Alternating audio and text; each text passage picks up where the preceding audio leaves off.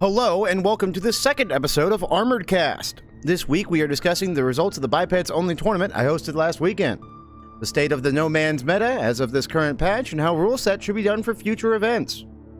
Keep in mind this is a podcast, so slap this on your second monitor, or put it on as you drift to sleep. Enjoy this week's ARMOREDCAST. Hello and welcome to ARMOREDCAST, an Armored Core 6 PvP State of the Game podcast. I'm Hutassa, and I'm here with... I'm Dirk Donk. I'm an Armored Core streamer and YouTuber. I also try to host tournaments every now and then. I'm Crazy Moogle. I'm also an Armored Core 6 streamer, and I do fight clubs and try to provide a little bit of insight to people with questions in the community. Hi, I'm Bowles. I exist. No, I participate in tournaments and win them in the worst way, and stream sometimes. That's about it. Win them in the worst way? I wouldn't say that. I mean, you did win the biped only tournament that happened last weekend. Also, that was very mean, Dirk Donk. I don't know why you said that. Anyway, so if you didn't know, I did host a tournament last weekend, about 2 days ago, where it was bipeds only and had a very flexible ban list. Didn't really have a lot of things banned, and it showed. I'll tell you what, the majority of it, the majority of top 8 and top 16 was the exact same build, which is an issue when you're banning things to kind of promote more variety, and then top 8, top 16 is all the exact same build with like different cores and different heads, and that's kind of it. We're on the subject of the tournament, so let's talk about what rolled over the whole thing. And that would be a special category of bipeds, the heavy ones, the thick ones. 3 particular legs, but only 2 really saw play. The Arquebus heavy legs and the, is it RAD? Yeah, Carless legs, the RAD legs, the desserts. Those basically rolled over the whole tournament with a combination of laser cannons and laser rifles. Sometimes shotguns, but the laser cannons always stayed. We did see a bit of Haldeman Morley play, but it was mostly Snail with 2 LCSs and 2 LRBs. It was kind of the majority of this. Now, Bowles, I have a question for you. Yeah. Did you know what the meta was going to be before the tournament even started? So, this is the real thing that happened. I was like messing around with like Porkchop and Toasty before the tournament. I was gonna bring out this stupid little laser pistol thing, but then fucking Porkchop brought out this triple laser cannon heavy. He's like, you know what? This is cancer. Let me use that. But I swapped out just the solo laser cannon and just ran that the whole time. Mm-hmm. That's all that happened. I had no practice with it. Legitimately like a couple matches here and there that I played. So not even your build, fresh on it, and you took the tournament. Yeah, it's not even mine. Wow. A part of that is just you being a really gosh darn good player, but part of that's also just how absurd the combination of the 2 LRBs and 2 LCSs are. It was so much damage. Like, there was one part, I'm gonna have to find this in the VOD, where a lightweight just got obliterated in half a second from full AP to 0. Like, it was just gone, that they were dead. Could someone pull up their game and get the numbers on those parts? Because I think we should talk about the weapons that make the build a little bit and give people context right away on why these weapons are, well... Insane? Busted. Insane. Malarkey. It's a lot to deal with. Yeah, I'm pulling it up. I've fought it a few times in my experience, and the thing that messes me up the most with those laser cannons is their fast reload time. And how fast the shot comes out. It's like pull trigger, it shoots, like just bang. Mm-hmm. Yeah, and that and the raw damage that comes out of their face makes it so that almost no matter what you're really trading with, you're going to either be equal or come out on top in a face trade, which is a lot of the gameplay. Yeah, I'm going off memory. It's like 1100, right? Yeah, thereabouts. I'm pulling it up for you right now. Yeah, that makes a lot of counterplay really, really difficult and pretty... I mean, speaking of counterplay, do you guys think that there is even such a thing against that build? I think there is, but you won't see it because it's so boring. You already know it's just a lightweight rat. It's just harder to do since you can only run 2, but I feel like it would have been viable, but no one did it. Yeah, to talk about the tournament rule set real quick, I had a rule where you can only run 2 missiles to hopefully limit the missile bot playstyle, because missile bots are just not very fun to watch, and they're frustrating to play against, at least for most players. And when it comes to a tournament, the biggest thing you want is watchability. People to be excited, to have explosive matches, stuff like that. And when the entire game is running around and waiting out the 3-minute timer and firing off aperitifs and VPMs, like, it's not super fun to watch. or play against, and I wanted to limit that kind of build. And the counterplay to lasers is missile bot. So getting rid of the missile bot kind of got rid of the counterplay to quad laser, and that's what we saw. I just feel like you still could have ran it. You might not be able to kill them, but you could time out the game like 4 times, you know? Yeah, Bowles does make a good point. Even if you can't full missile bot, you can still run, and it's not really about killing the enemy with that build. It's just about having more AP and not getting hit. You might not be able to use Burzel, but if everyone's on equal footing, it should be fine still. I don't know. Yeah, Burzel is something I want to talk about, because it's crazy to me that most tournament builds run Buizel, because, you know, the assault boost is just... It's just the best one for assault boost. It's the best mechanic. It's just simply the best. Yeah, 100%. Yeah, do you want to take less damage and less stagger and deal more stagger and move really fast? Yeah, I think it's pretty good. We talked a lot about assault boost in the first episode, and ooh boy, assault boost there's something that has to be done from software. It is just... I was playing its Melting Cube last night when I finally got my PC fixed. I wanted to play some on record, because, you know, I've been watching it so much this weekend. And Melting Cube has just started to just assault boost quick turn, like do that. I don't think it was even with quick turn. They talked about a new method of circling the opponent while also assault boosting, which didn't even use quick turn at all, where they just kept running circles around me with Huxleys, and I just could not do anything. It felt like they were invincible. Yeah, I've seen it done, but all I do is run in a straight line, so I don't know. It's a shame when something like that comes up where it's such a straightforward build and it's super strong too. True. And I got those numbers for you, by the way, Dirk. On the LRB, right? Yep. You talking about charge attack or just regular? Regular. Yeah, just regular. You're at 778 on the attack power with even still for a laser weapon, 288 on the impact. Good lord. Yeah. All I do is spam it. I didn't charge it the whole tournament. Yeah, the LCSs I feel like are a lot better when you're not charging them. Like, I ran them in a fight club that Dirk was hosting a few hours ago, and just the fact that they are up so much, like, it's kind of ridiculous. It's like just having another LRB on your back. You just have access to it all times. It is just... Don't charge it, just mash it. That's kind of how it felt. It was just like there's no reason to charge it for a big stagger punish. Like, I can just shoot them twice while they're staggered and do almost as much, if not more damage than charging it. Yep, their high rate of fire lets you just spam them. And sure, like, you're gonna self-stagger a bit, but if your opponent tries to punish, they might get staggered themselves or just die to the raw damage. I feel like that just becomes an issue with just how big the damage is in this game. Like, you can just get obliterated from just a few interactions. It's kind of ridiculous. Yeah, fights are really short. A lot of the ones I watch outside of the rule sets that we play are 5 to 30 seconds tops. I think my quickest match in the tournament was like 10 seconds. It was like 10 or 15 seconds. Yeah, I'm pretty sure we casted that match. Yeah, I think so. Yeah, I do remember, like, Dirk up me like, that was a 10-second match. I'm like, yeah. We were on another topic while we were loading in, and we were trying to wrap it up because the match started. And before we could wrap it up, like mid-sentence, it was just over. Yeah, it was crazy. It'd be like that. It do be like that. It's just... Yeah, just continuing on the tournament a little bit with that time to kill thing, I think every single build in the top 12 even was a, like, one combo kill or alpha strike build. Yeah. Yeah, well, even when you're seeing lightweights go against each other, right? Like, talking about the dagger assault combo, even at the lower end of the weight, you're looking at sometimes 1 to 2 combo kills as well, so... It's kind of weird. Yeah, that dagger combo was just coming to mind because it is just like you can hit with the dagger, assault armor, and then dagger combo again, and no one survives that unless they're a tank. What you do is you use the dagger and you hit 3 times into a kick, and then you can assault boost after that kick if you want to. And if someone dares to pulse armor you while you're using the laser dagger trying to get out of the combo, you can assault armor and just dagger them again. Yep. It is if you're below a certain amount of stability, which most the rule sets that I plan on running will have you below that because, you know,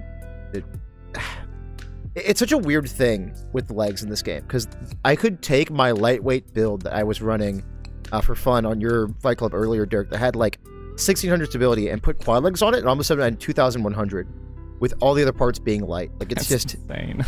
It's like quad legs, even the light quad legs have so much stability. It's ridiculous. It's like the jump in stability is huge. I think a big reason why we saw so much heavyweights, even when it's restricted to just bipeds, is their defenses, because you're only really getting 100 to 200 more stability over medium weight most of the time. But what do defenses do, guys? A lot. Yeah, on my heavy, I think I almost had 1400 TE or energy defense, whatever. Jesus. Do y'all know how the defense numbers works in this game? Illuminate us. So every 10 damage is equal to 1%, or every 10 armor is 1%. So if you're sitting at about around 1400, you're almost at 40% damage reduction. That's ridiculous. That's how it is for kinetic. It might be the same all around, or just. I hope so. I would think it would be the same scaling. I would think it would be, but This is from Soft. I mean, I assume it's the same way they did in Elden Ring, where everything was similar, except for so you had Slash and Blood, which acted kind of weirdly. Man, Elden Ring's defenses were just so whack, because you had things like when you were standing in water, you took more electricity damage and less fire damage, which just made fire damage a lot worse, because fire damage already scaled with vigor. Yeah. It was such a weird defense system. So I'm glad they've made it a lot more simplified in Armored Core 6. I don't know how it was in Verdict Day. Dirk, you might be able to eliminate me on that, but... Oh, it's wacky in Verdict Day. Really? I play a lot of Verdict Day. It's we can talk about that for a bit, Bulls. We need to make sure that we get our old head cred. I'll talk about it real quick. Oh my god, let me talk about this for a moment. I got 3 comments from the same person that was so angry that me and Mood had not played the earlier games. Like, I played For Answer when I was a kid. But they were so mad that, that we hadn't played them. They're like, can we get some real Armored Core enjoyers on the podcast, please?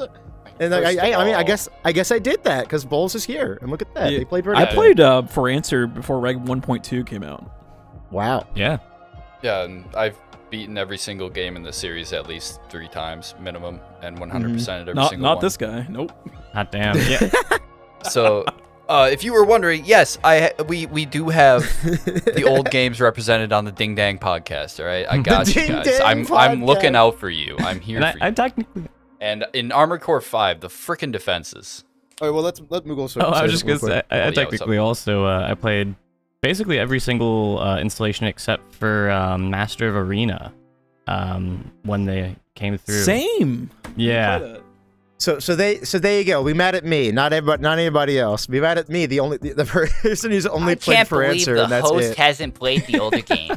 It's okay. I will eventually. One day I will. Once I gotta get that Armored Core grip. The Armored Core grip? The Armored Core grip. Where, I hold the controller in a very whack way to play the game. Oh man, the claw grip, Jesus. Yeah. Screw all that. I could not play that. Nope. One thing that FromSoft has included from the very beginning is rebinding your controls. In Armored Core 1 on the PS1, you can rebind them, and then you can use cool. X, square, triangle, circle as a second D-pad, and that's your aiming D-pad. Oh, that's brilliant. That's what I did. Fuck. I could not get behind the tank controls. I couldn't do it, so I had to do that. Anyway, we were talking about the defenses on Verdict Day. Yeah, and then we can lead that into the defenses in Armored Core, because I think they are really one of the most OP things in the game. In Armored Core 5, correct me when I'm wrong, because I'll probably be wrong, Bulls. So if you're shooting at someone with, let's say, a rifle, and that rifle has 500 attack power to make it easy. If the enemy has 500 defenses, or 499 defenses, you're going to hit pretty dang good. If they have significantly below 500 for defenses, say they have 250, you would punch for full damage.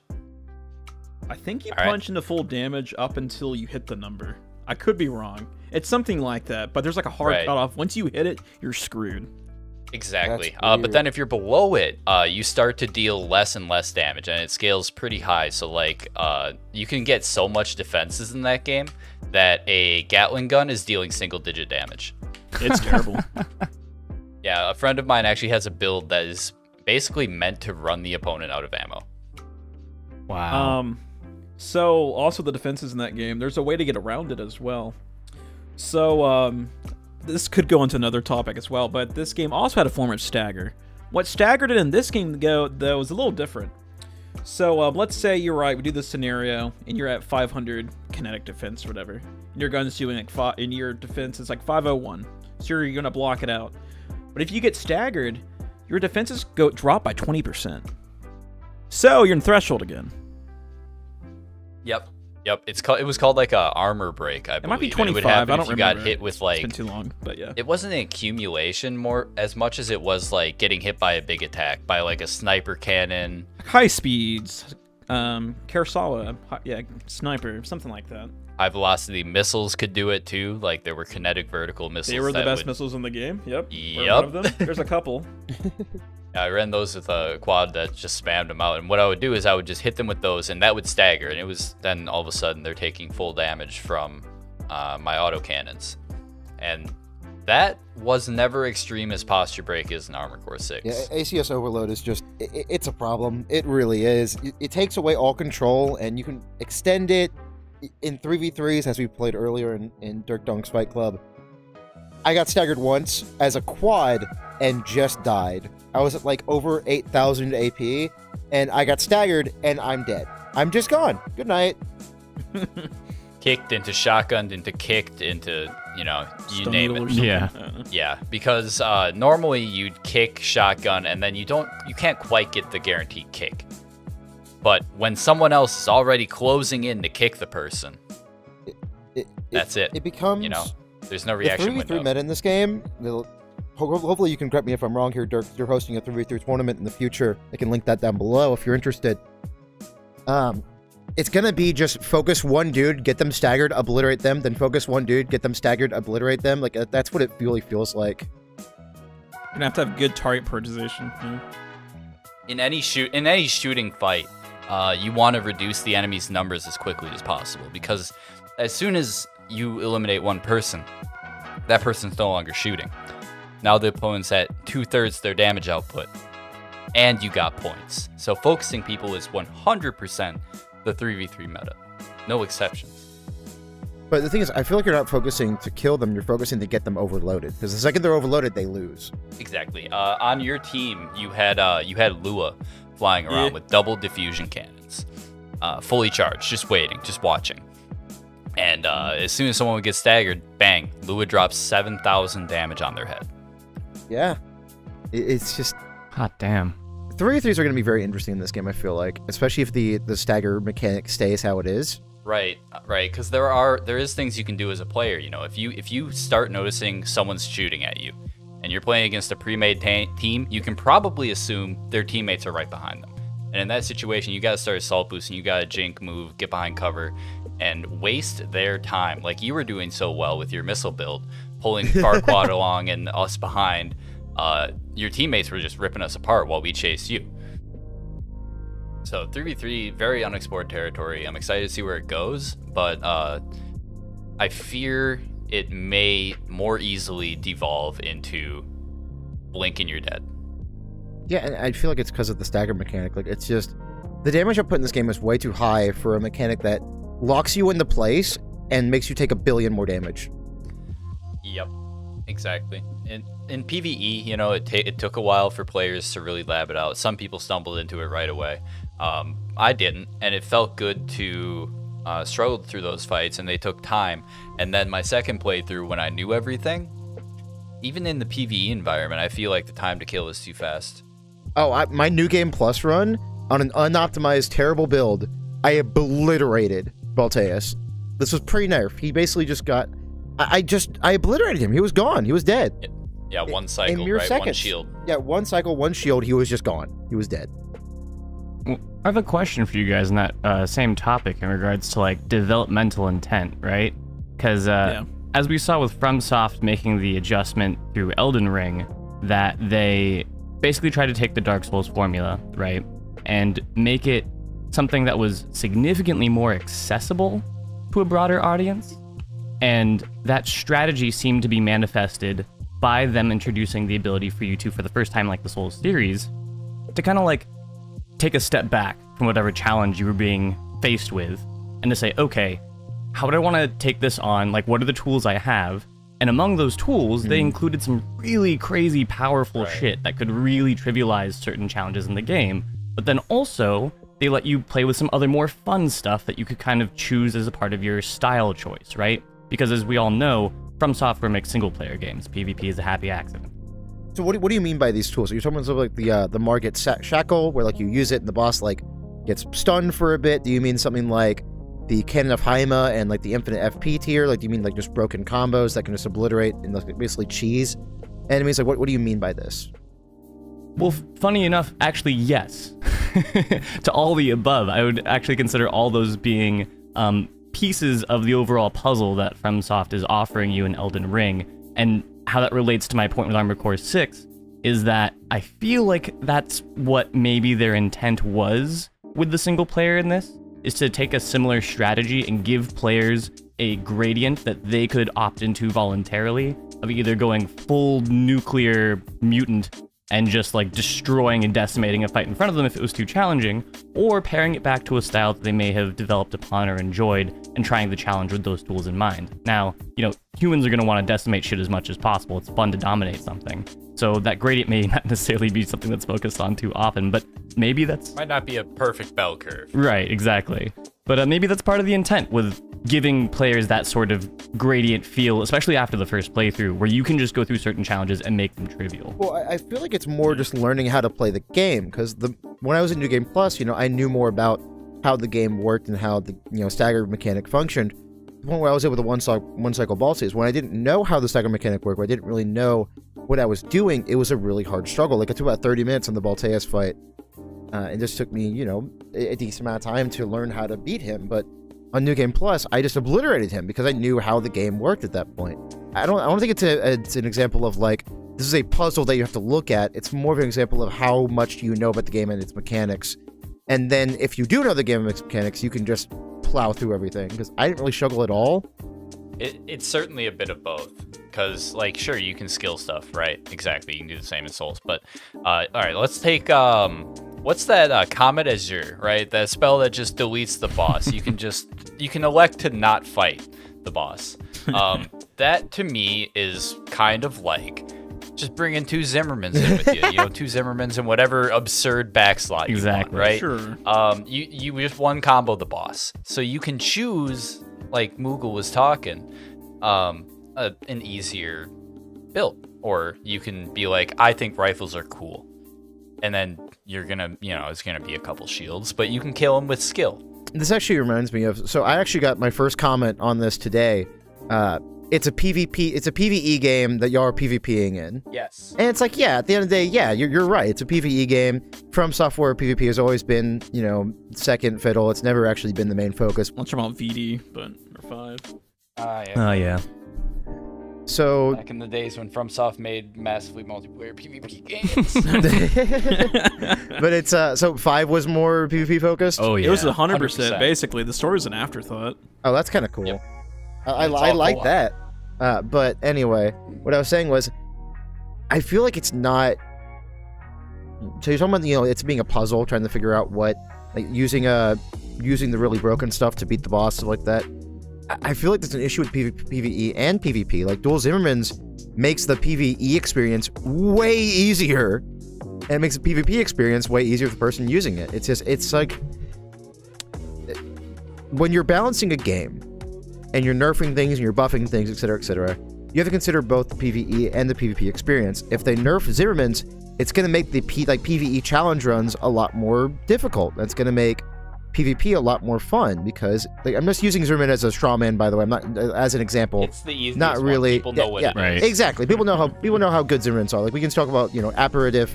We can talk about quads. We can talk about, you know, all the other really powerful weapons, you know, sun guns, whatever. But Zimmerman's just the example I'm using here. If you nerf that, then PvE becomes harder, and PvP becomes more balanced. So if you get a really good balanced PvP experience, especially since a lot of this game is fighting other ACs, a lot of the story is just fighting other ACs.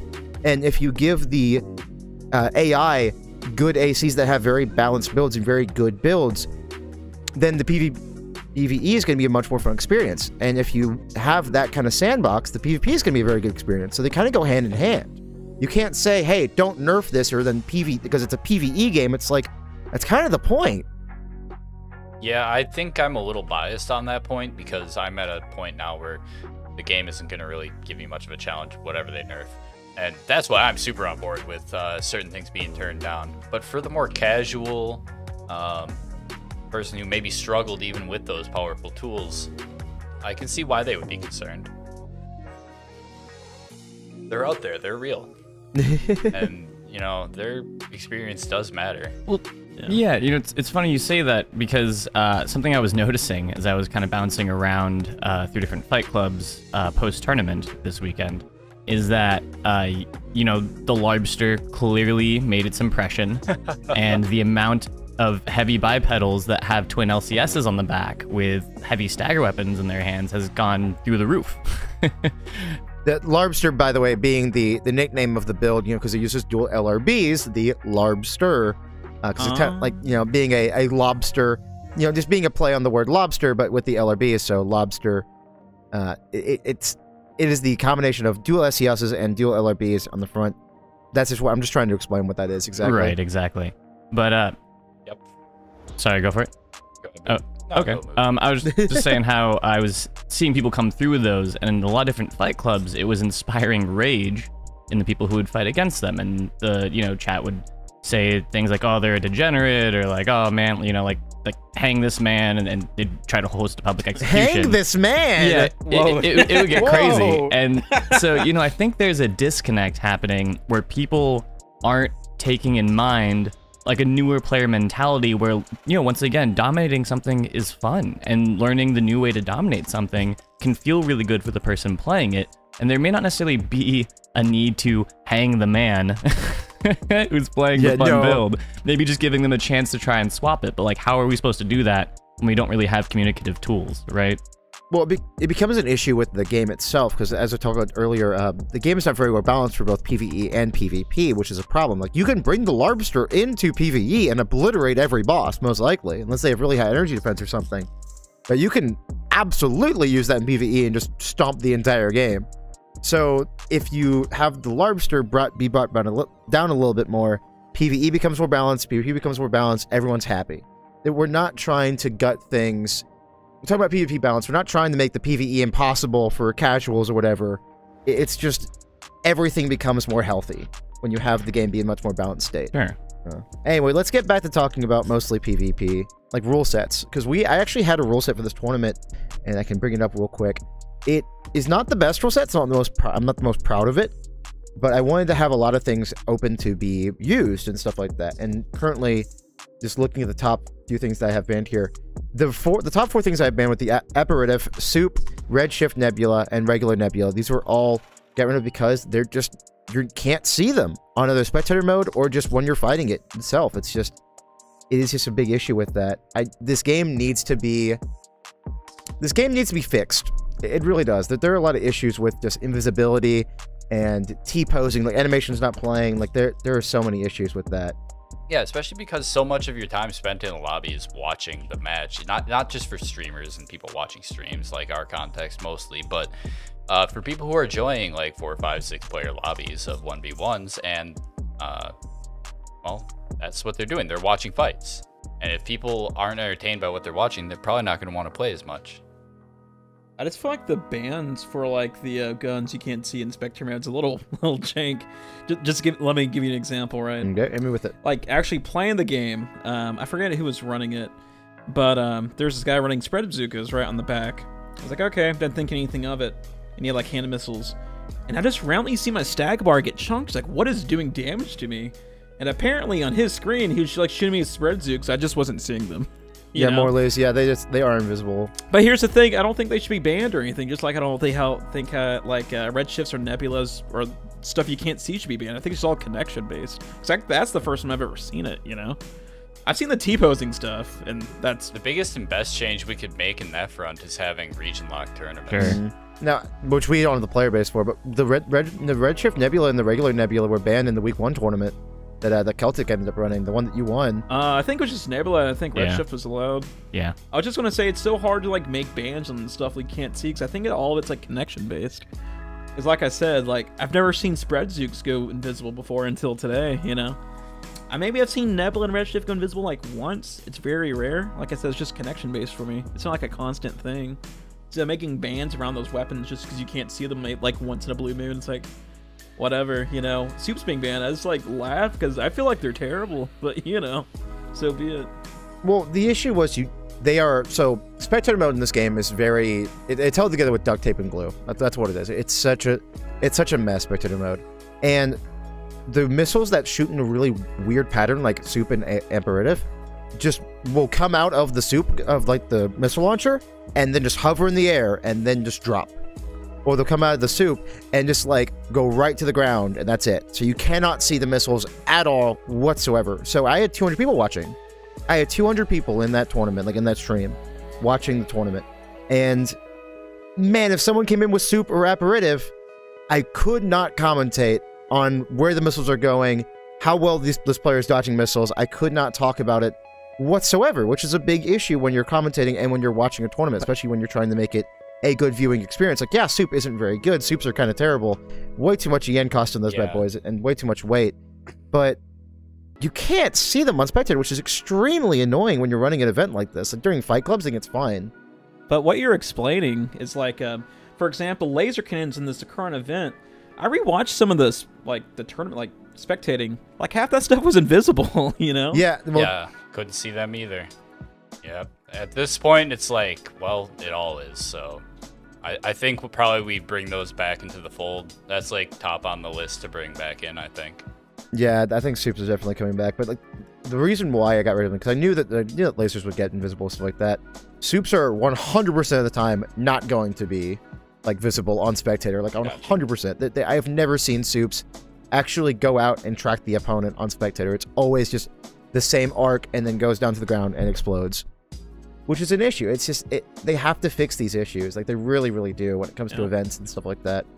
I want to be able to see what the players are doing. It is very, very important. Imagine if Elden Ring had something like this. Like, I just casted the FOC yesterday, the Festival of Champions for the Den, and there was a lot of like grindstone scrap usage, you know, like when you crush the rock and it floats up and shoots out towards the opponent. Imagine if those are just invisible like half the time. Like, I don't get how this happens in a game.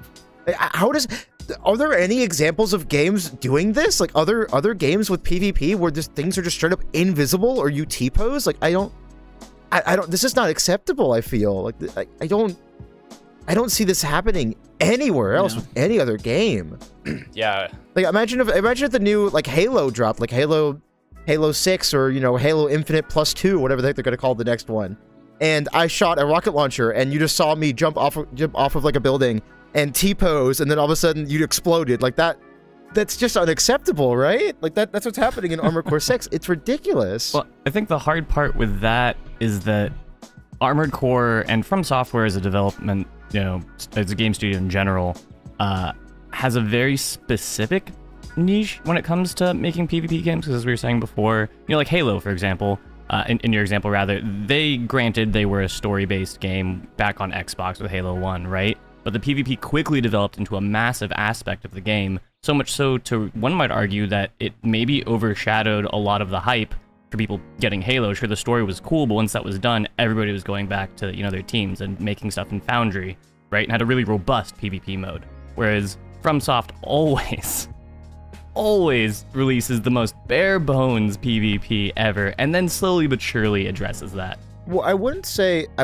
bare bones, because bare bones to me means there's not a lot of meat on it. There's not a lot of depth to it. There's a ton of depth to like Elden Ring and Dark Souls and Armored Core 6, but the balance is just terrible. Like, there is so much. There's not nearly enough care put into PvP, which it sounds like it almost sounds a little bit entitled to say that, not gonna lie, because, you know, as a PvP person. But when the campaign is as good as it is, and then you jump into PvP and animations aren't playing and the balance is terrible where like a few things are dominating, it's just ridiculous. Like, how does it get this bad? Like, I don't... Let me clarify then. By bare bones, I didn't necessarily mean like the game itself has, you know, no content or things to use in PvP. I mean bare bones in the UI and the way in which you're able to interface with PvP aspects. So like for Halo, could you imagine if they fucking released Halo and didn't release Slayer and Team Slayer until 2 months after the fucking game came out? Hey, I can imagine, because that's what happened with Halo Infinite. Like, we didn't have Infection, we didn't have Big Team Battle. Yeah. There were so many things missing from Infinite. Yeah, they took a page out of FromSoft's book, exactly. Exactly, yeah. It's just, I love this game so much. I love it to death. And I love this community. I love everything about it. But there are so many frustrations I have where the game is released in a state where the campaign's very, very good. Campaign's very playable. Only had one big issue where, like, there's a spoiler boss that happens later on New Game Plus Plus that just flashbanged me in my stream, which wasn't great.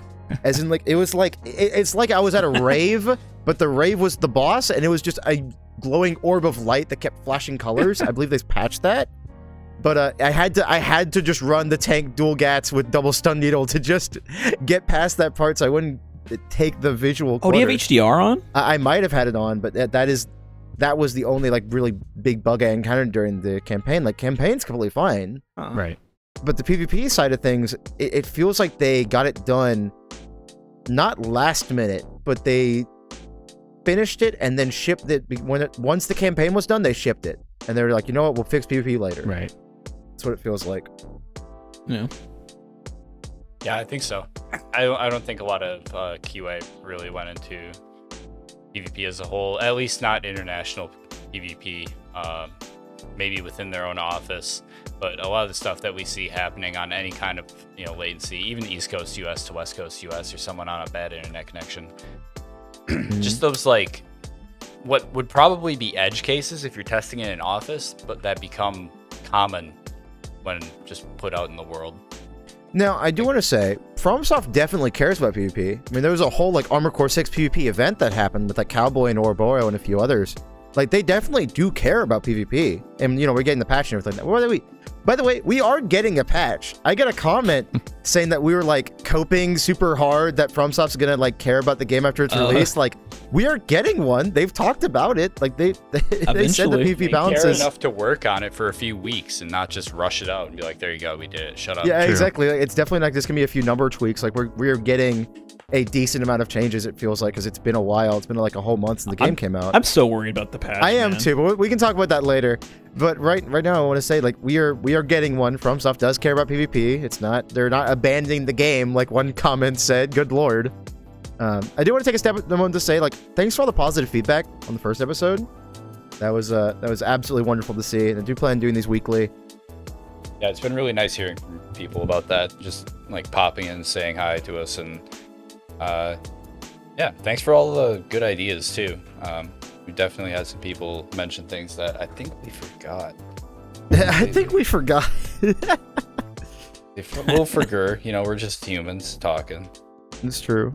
Yeah, I mean, it's cool that you guys you put this together, because it's nice to have a variety of thoughts on this game that is really just budding. Like, we're just at the beginning of what could be years of fun, or if it's a terrible PvP patch, maybe not so many years. We'll see. Yeah, we'll see. I have a strong feeling that FromSoft will put a lot of effort into finding a balance in this game that players really enjoy, because the game sold good. Like over 1.1 million copies on Steam in the first week. That's good numbers. It basically met Sekiro in terms of like Steam sales. I don't have console numbers yet for both. But if they want to make a new game, right, they probably want to use a lot of the same assets. Probably want to tie it in with this one. Wouldn't it be nice to have it already balanced before they add new stuff? Really.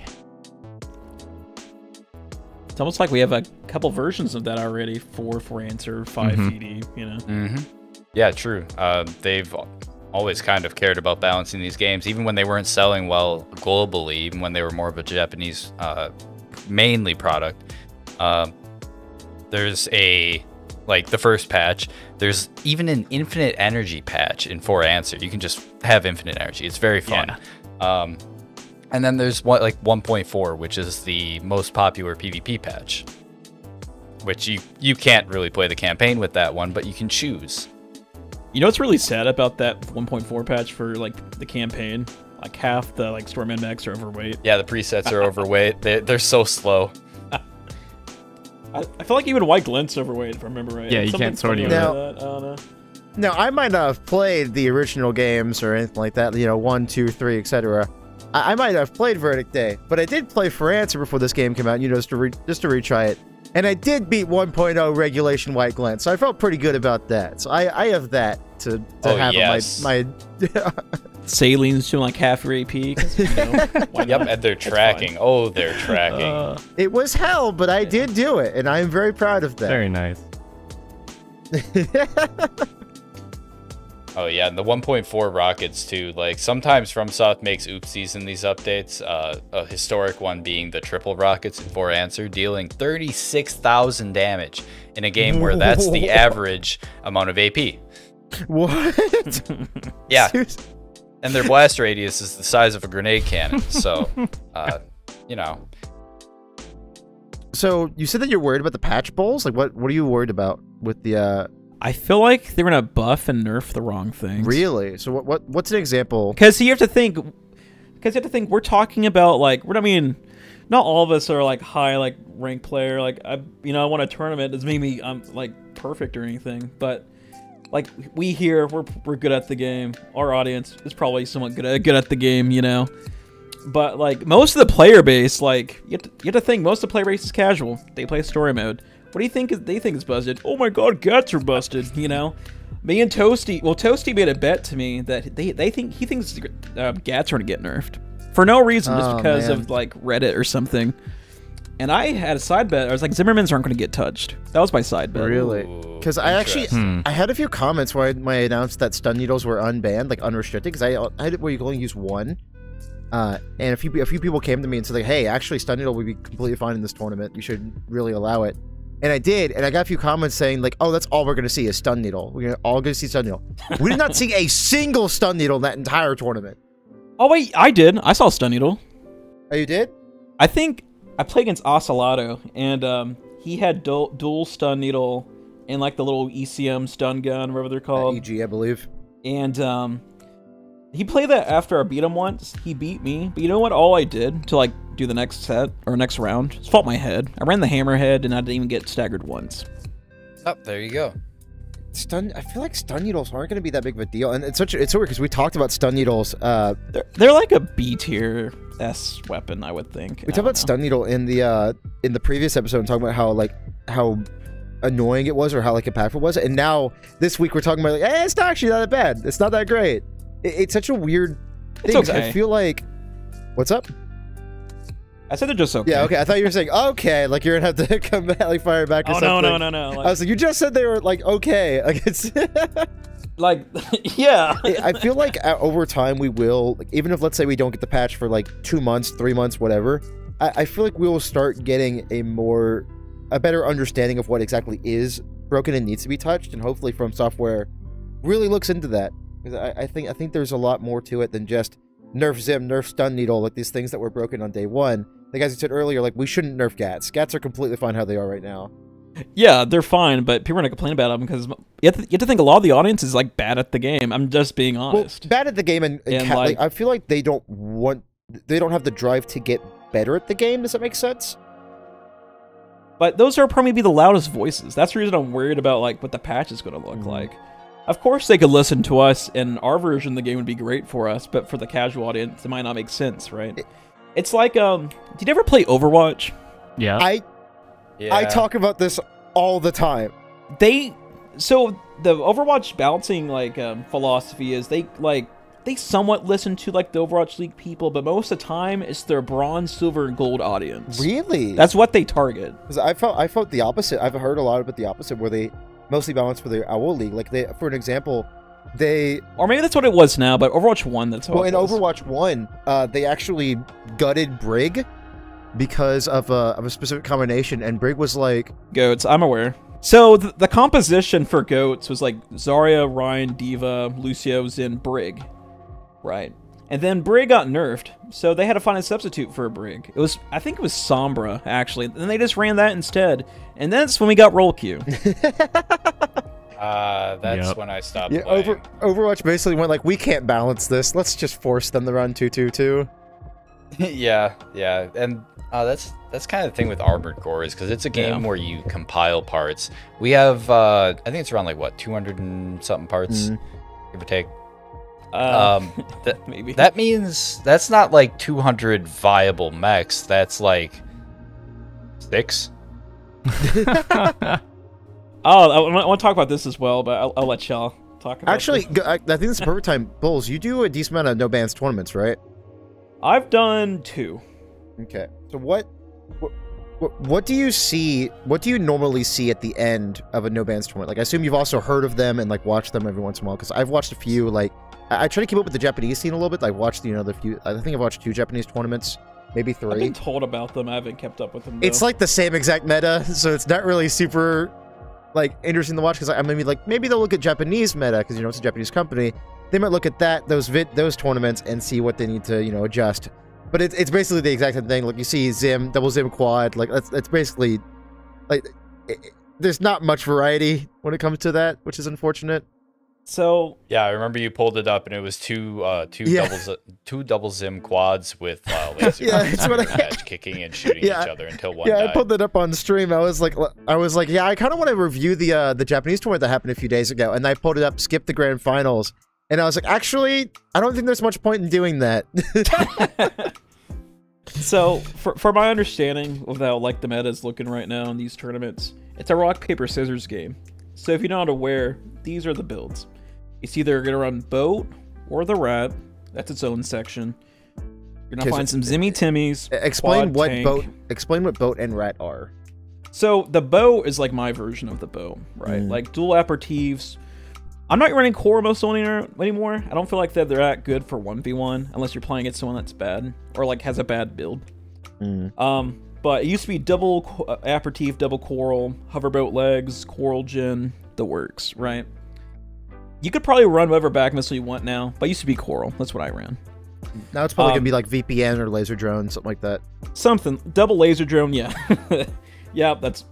I have another version of the boat where it's just double aperitif, double drone on a quad. That's how I got second in the last old bands tournament I did. So the rat is just it's like a lightweight version of that. It's just a lightweight biped.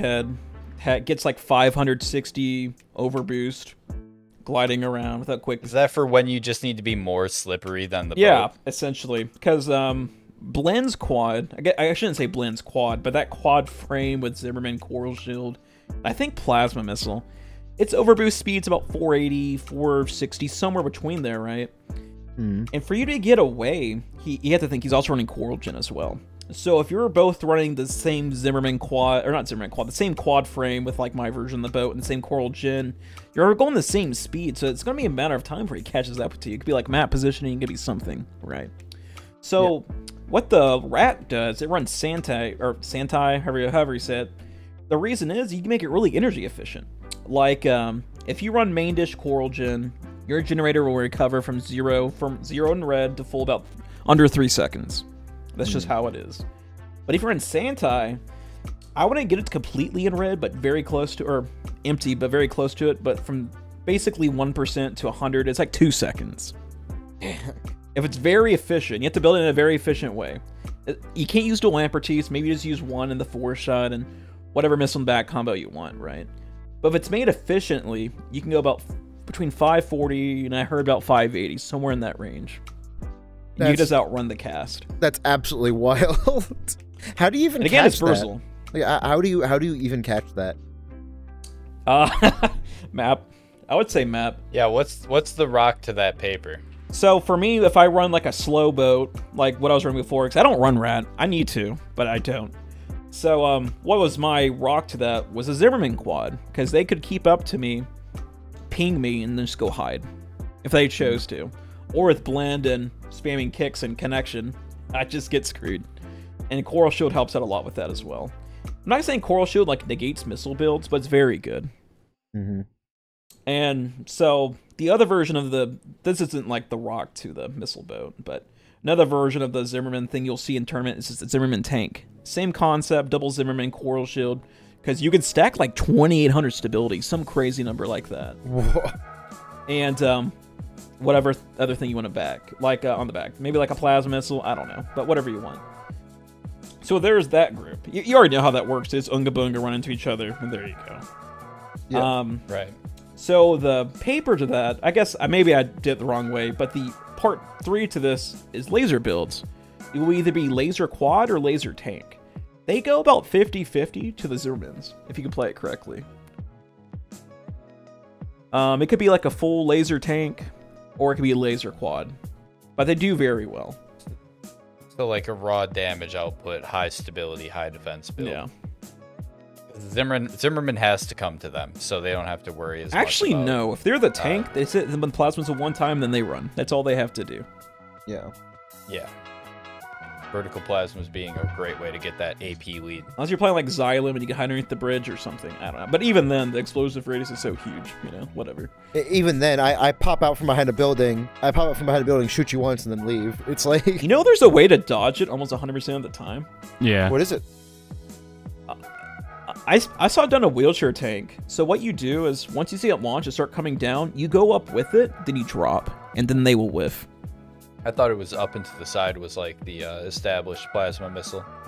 Maybe it is up to the side, but it's like up to the side, and then you drop, and then it should whiff. Interesting. Yeah, plasma missiles are just their tracking is so good. They have like one of the lowest damage per second out of all of them when the opponent's moving. And they still find their way onto a lot of builds just because AP lead is so valuable. We saw a lot of that being played in the tournament. Because if you can force your opponent to come to you, that's a huge advantage.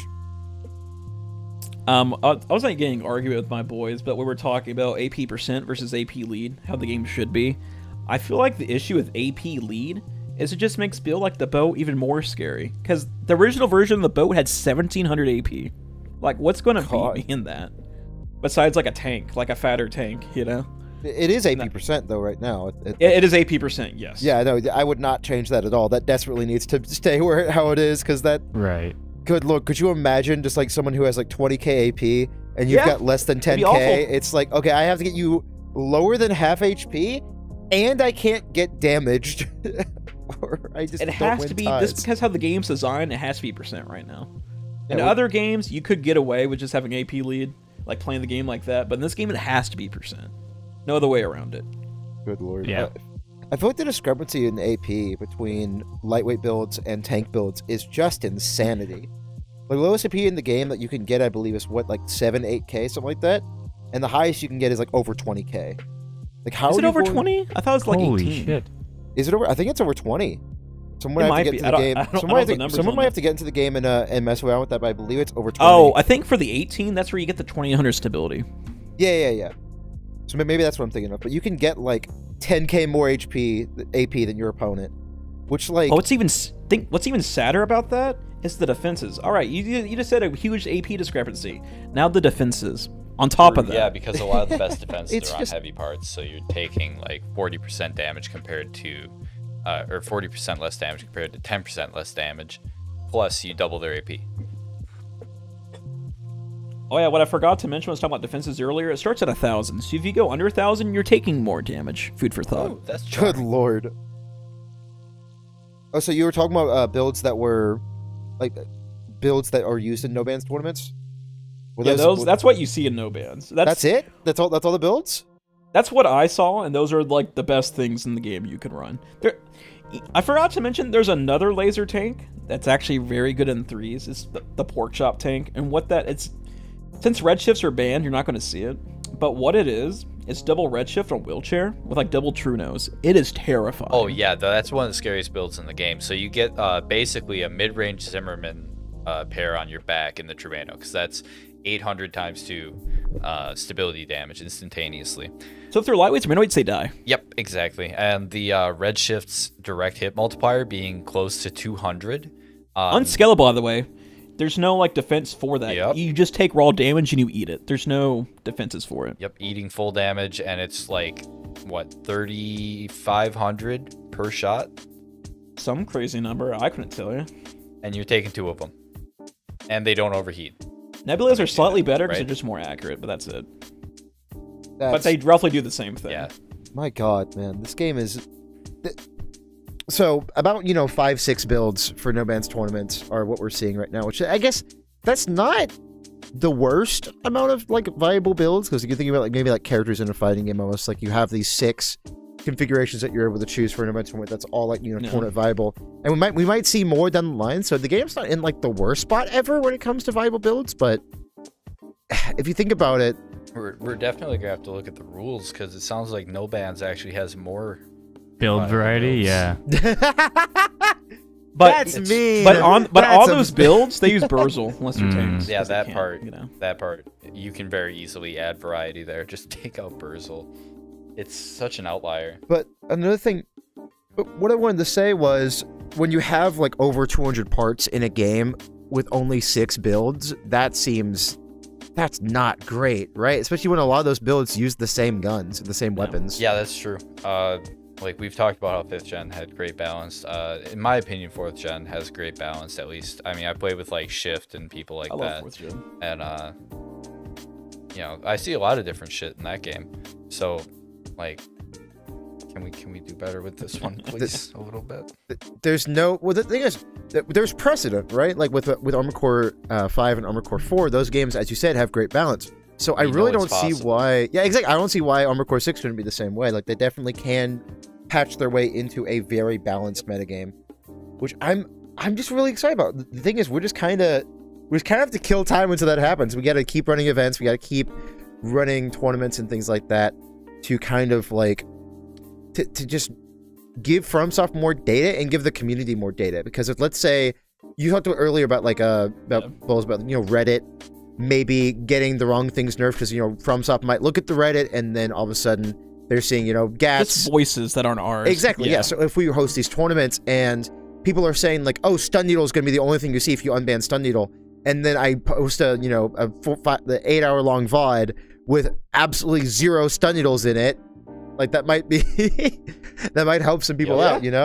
I upload tournament highlights where you don't see a single Stun Needle, but you do see Larbster. You see these LCS LRB builds. You're like, okay, maybe Stun Needle is actually not that overpowered because I'm not seeing any of them in this tournament for money. You know what I mean? Yeah. I'm definitely interested in playing no rules in more lobbies a little bit and just seeing, like, before we get this patch, just see, how it feels and remind myself what I want changed. Get a refresher, because we've been playing with rules for so long now. It's like, and finding out some of them are wrong now too, like Stun Needles. Maybe in a casual lobby they're busted, but they're just a good punish tool. Just like a lot of the back weapons, like the Marleys and Earshot, whatever. Yeah, we saw a lot of Morleys, which was very interesting to me in the Bipeds tournament. Like, we saw a ton of Morleys, which was kind of sick. Like, I haven't seen a lot of Morley usage, but good lord, those things seem ridiculous. Yeah, at point blank, they can dish out a crazy amount of stagger just on a short cooldown. Short cooldowns actually showing themselves to be really powerful, like LCS Morley. They have that in common. I'm like really... We've been like all over the place, by the way, with this. I know. This podcast recording. I guess that's what happens when you have like 4 people in here, but we're just gonna keep going. I'll see if I can make it more coherent in post. I'll figure it out. There's just one more thing I wanted to add to that. It's like a little torn between like no rule or rules. Because, for example, for no rules, it's just going to be these 6-7 builds you're going to see, right? But for no rules, it's just whatever the best weapon at the time is. But even then, if you just take that, let's say, for example, you take out the laser stuff, right? So what is it going to be then? Probably dual Hulfmans, Sweet 16s, with the Marleys in the back. Right. You'll probably see that next. And what, you're going to remove that too? So you just keep cutting and cutting, and then what are you left with? Yeah. That's the issue with someone explained it, like I believe it was Blen who explained it to me, like it's basically a staircase. Like you take out the top step, second step's just going to replace it. Now that's the top step. You just keep going. What I think I might do for next time, I read every message in the rule set discussion channel that I posted after that I made after the tournament went through, so people can talk about like, hey, how was the rule set? What do y'all think about it? What should we change? Of course, it was going to be changed because we saw like the same build over and over again. But I think about just having a whitelist instead. Like instead of having a blacklist where like you ban this, you ban that, you ban whatever, I just have like, okay, you can use these weapons and these armor parts and these generators, these boosters, etc., etc. Because that could actually create a lot of really interesting dynamics. Like, let's say I have... If you want to see a diverse tournament, instead of banning like some of these weapons, ban like these generators and boosts. Like, specifically Burzle. Oh, yeah. And then for generators, just ban Coral and Santai. And just see what happens after that. Exactly. That's actually what I did in this tournament. Like I got rid of all the things that we knew were really gosh darn strong, and I just wanted to see what happens. I just wanted to see what happened. And I saw what happened. There were just these things that I didn't know were super strong that came out. And now I know that Larbster is a thing, and it's really dangerous, and it's very, very strong. So let's say if I want to do for the next tournament, just ban those and then see, okay, what else is really strong? I could go through that. I could also just try the whitelist idea, because I thought about it. Imagine if someone hands you a box of Legos, right? Like, Bulls, I'm going to hand you a box of Legos. Okay. And I'm going to take out, like, a few of those and be like, nope, you can't use these Legos. That kind of sucks, right? Like, you kind of just wish I handed you a smaller box of Legos instead of just taking out a bunch of them and saying you can't use that. So I think a whitelist might make more sense. It's like, hey, you can use this stuff, you can use that stuff. That's what I did for my first Elden Ring tournament that I ran, Another Man's Treasure, where you can only use bad weapons. I only allowed, like, some pretty bad choices for your weapon list. I feel like you could, but once we get more knowledge on the game, maybe I'm a little, like, maybe after, like, another month, I would agree with the whitelist. But because I'm just used to, like, no rules, right? So I know what's very good in the game, but outside of that, it's like, I'm not too aware, you know? Like, I'm not going to use a blade, like, ever, you know? It gets to the point where it's like, those 6 builds, right? What happens to the metagame if I get rid of all 6 of those builds to the point where you can't use a single part on any of those builds?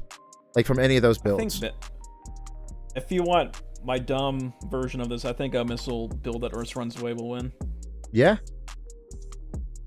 Yeah. And that's like that's like the boogeyman of AC6 is missile bots. Because here's the thing, you can ban all missiles, but then what are you left with? Pain. Yeah. The missiles have such a good role in this game. It's like it keeps up pressure. Like, you can use them aggressively, you can use them defensively. Like, what I've done with missiles in the past is, like, I will get away to try to get my own attitude stability down after, you know, I've been fighting with them using a melee build or whatever have you. And then I'll be like, I'll assault boost away, but I'll leave behind some missiles so that way my attitude recovery kicks in before theirs. And then when they're chasing me, I turn around and I shoot them. I get the stagger off because, you know, they just ate a bunch of missiles. And then, you know, I'm in a stagger advantage. I'm in an advantage because their stagger bar hasn't gone down yet, but mine has. It helps you keep up momentum. It helps you, you know, do a longer range poke, because recoil in this game sucks, by the way. Like, we should really talk. We talked about that a bit the first week, but yeah, we could have a longer talk about that. We could make a whole hour-long podcast about just recoil, because there's a reason why Harris and Rensetsu RF, even though these 2 weapons are pretty dang decent, you don't ever see them because recoil exists. Like, at a certain range, you do, like, 1 damage. It is just ridiculous. It's like, I would love to make a build that uses, like, double Rensetsu RF, or, like, even, like, a sniper build, but I can't do that because recoil exists. Like, I can run quad laser, but I can't do that with kinetic. Yeah. I can't have fun with, like, a Harris or something, because I'm just gonna either miss because the projectile velocity sucks, or even if I do hit, they take 2 damage. There was like a not reload glitch. There was a stability-esque glitch. Not stability. It's when you shoot, maybe it is that mechanic you're talking about, where if you shoot 2 different weapons at the same time, your reticle expands. But there's a trick to it where they might have patched it out already. I'm not exactly sure. But let's say you have 2 rifles when you shoot, right? And if you shoot them both, like, randomly, the reticle is going to go everywhere. What you do instead, you hold the buttons down, you quick boost.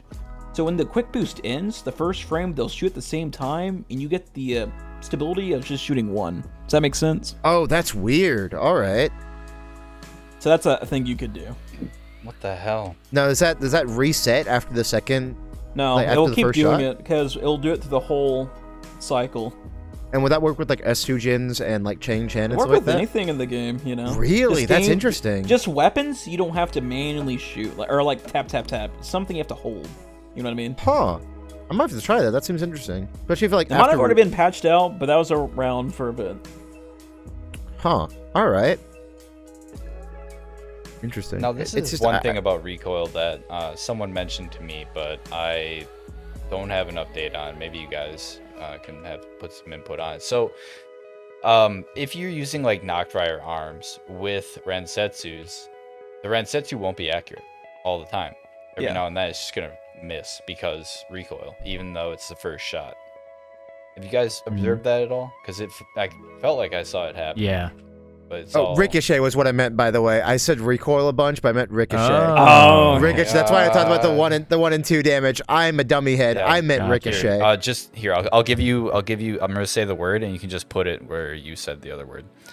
Ricochet. Wait, so I'm gonna put your. So you're asking me to put your voice saying Ricochet, where I was supposed to say sense. Ricochet. Yeah, we'll just fix it in post. yeah. I hate that, but I also really like it. So I'm gonna do that. All right, here, clear the line. Ricochet. You didn't have to do it. You're recording your own audio separately. Yeah, but you didn't have. We didn't have It's to really all be funnier quiet. that Yeah, way. but I think I got a better take. I think Right, he was Oh able my to get in the God. zone. I'm not obligated to do that, by the way. If I get lazy, I'm not doing Yep, it. absolutely. Just wanted to say that now. Anyway, it's just we have a kind of a lack of a mid-range or long-range poke without missiles, because missiles can't ricochet, but everything else can. It's very, very strange. Missiles have like a singular, like they're the only thing at the top of ranges. They're the only sniping weapon. Right, because we don't have snipers in this one. Kurosawa doesn't count. You ain't hitting that. Unless you have very bad lat. True. Unless you have a laser that could ping you from over 200 meters, just because, you know, that's fun. Yeah. I was running away and let's get tagged and just die. I was like, well, that happened. I'm getting to the point where I'm just going to start running double Tranos on, like, all of my more honest, like, you know, just for fun build, like the Assorted board. Like, I'm just going to get rid of the board and just run dual Tranos, because dual Tranos are very nice. It's like, it's missiles, that they are missiles, but they feel like they do actually, they feel more like just a, how am I going to say this? They feel like rifles almost, which like how fast they go. It feels like it helps that niche. It fills that niche of like a mid-range poke that isn't a missile, even though it is a fucking missile. You get what I'm saying? Oh, totally. It feels almost like firing a sniper cannon in 4th gen. They're even more terrifying in 3s. Oh, yeah. I can Oh, imagine. yeah. Good lord. Because you have to reaction dodge them, and you know, there's a certain way you have to dodge. You can't dodge like back or forward. It has to be to the side at the right time. And if it's coming from your blind spot, good luck guessing if it's a latency Trueno involved. or a nade or something else that made your game go beep, beep, beep. Exactly. We've been all over the place with a lot of this. I kind of want, like, I don't know how I'm gonna edit this into a cohesive podcast, but honestly, I kind of. Man. You don't think I can? No. Yeah, I honestly, I'm not sure either. Because the first one was easy because we were just talking about the game. I kind of want more of a theme. Honestly, maybe just talking about like no bans versus rule set would be, because that was a very interesting discussion we had with Bulls earlier. Yeah, I think that's one of the most pressing topics right now in terms of the semi-comp scene. Yeah, so I think I'm just gonna focus, like, drill down on that, because that's also something we didn't really talk about in the first episode. True, we didn't have nearly as much data. We were still waiting to do this tournament, and a couple others came in. Bulls played some more between then and now. We just know a lot more about the game than we did a week ago or 2 weeks ago. So we've been recording for about an hour. What I'm going to do is I'm gonna keep that conversation that we had earlier about the rule sets and everything. I'm not gonna, you know, scrap what we just recorded, but I want us to talk more about rule sets and so, and really focus in on that for the rest of this recording session. Just whenever we decide to stop, honestly, because I'm just gonna take. I can move things around and stuff like that. It's a podcast for a reason. You know what I mean? Mm-hmm. Sure. I actually did have a question for you guys in regarding, you know, your takes for rule sets, right? And then no bans versus rule set, right?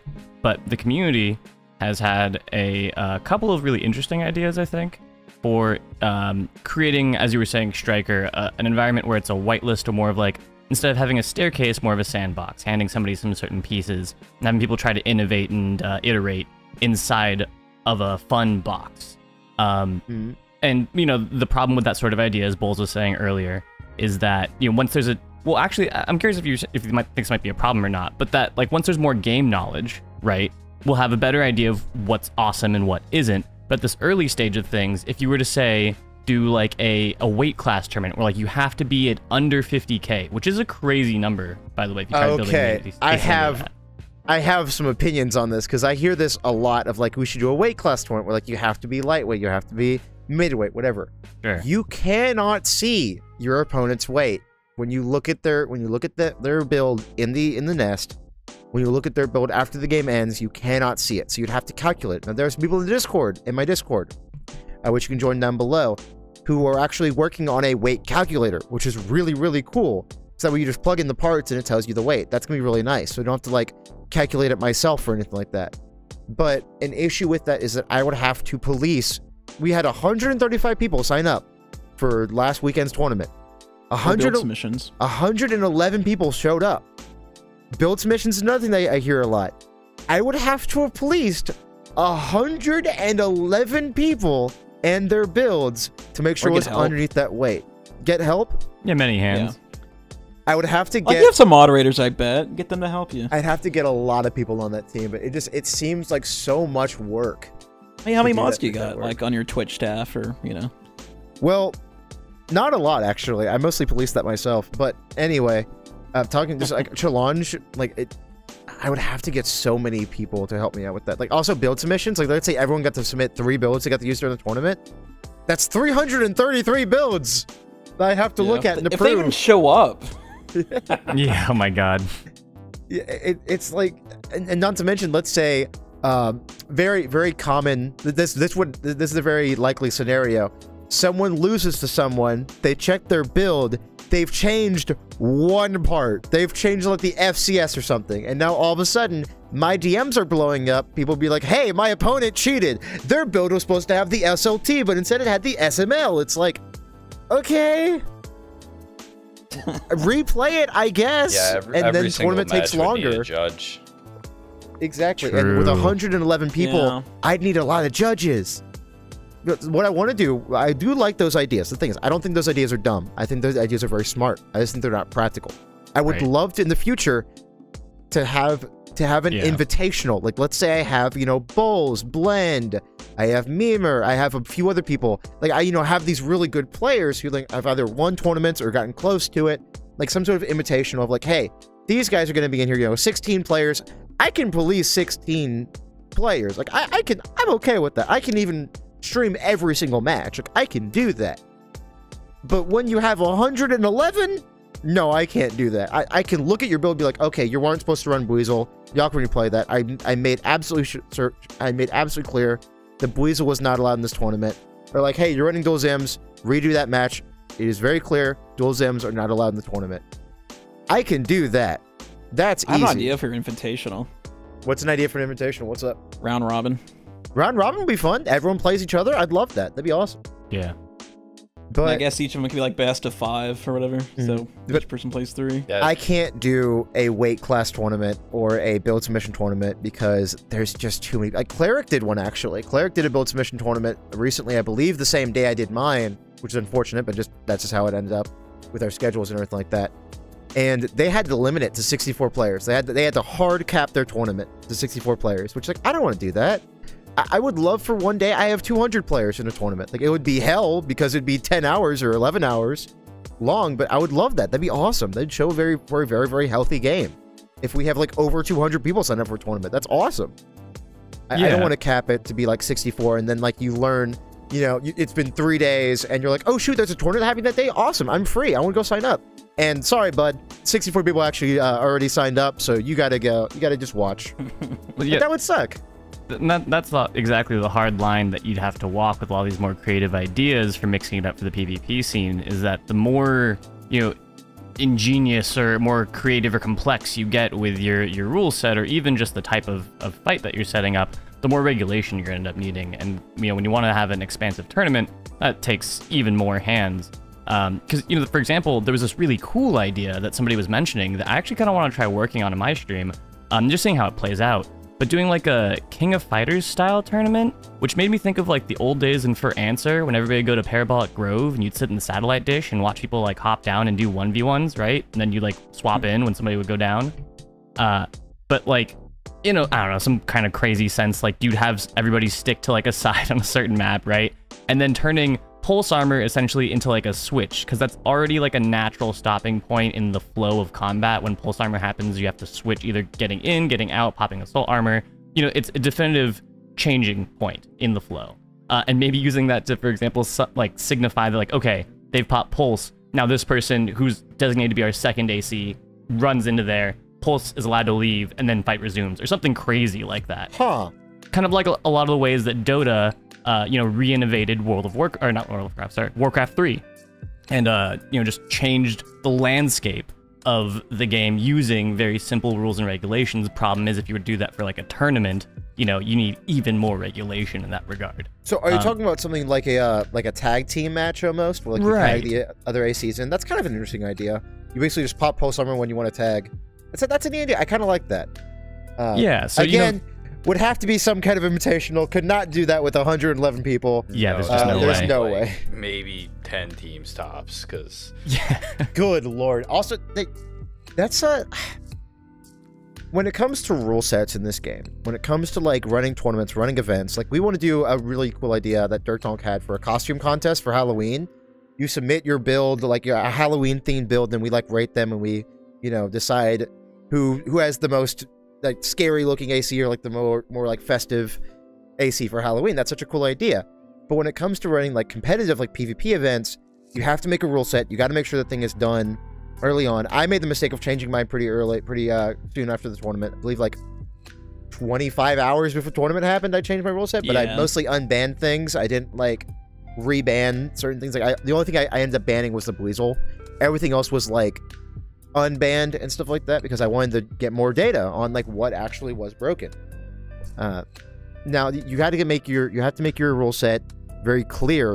I have an issue with complex bans where if you make the complex ban too complicated, then players are not really going to understand it unless you really, really explain it to them. So like the Zimmerman ban that I actually had was you can't run Zimmerman with another shotgun.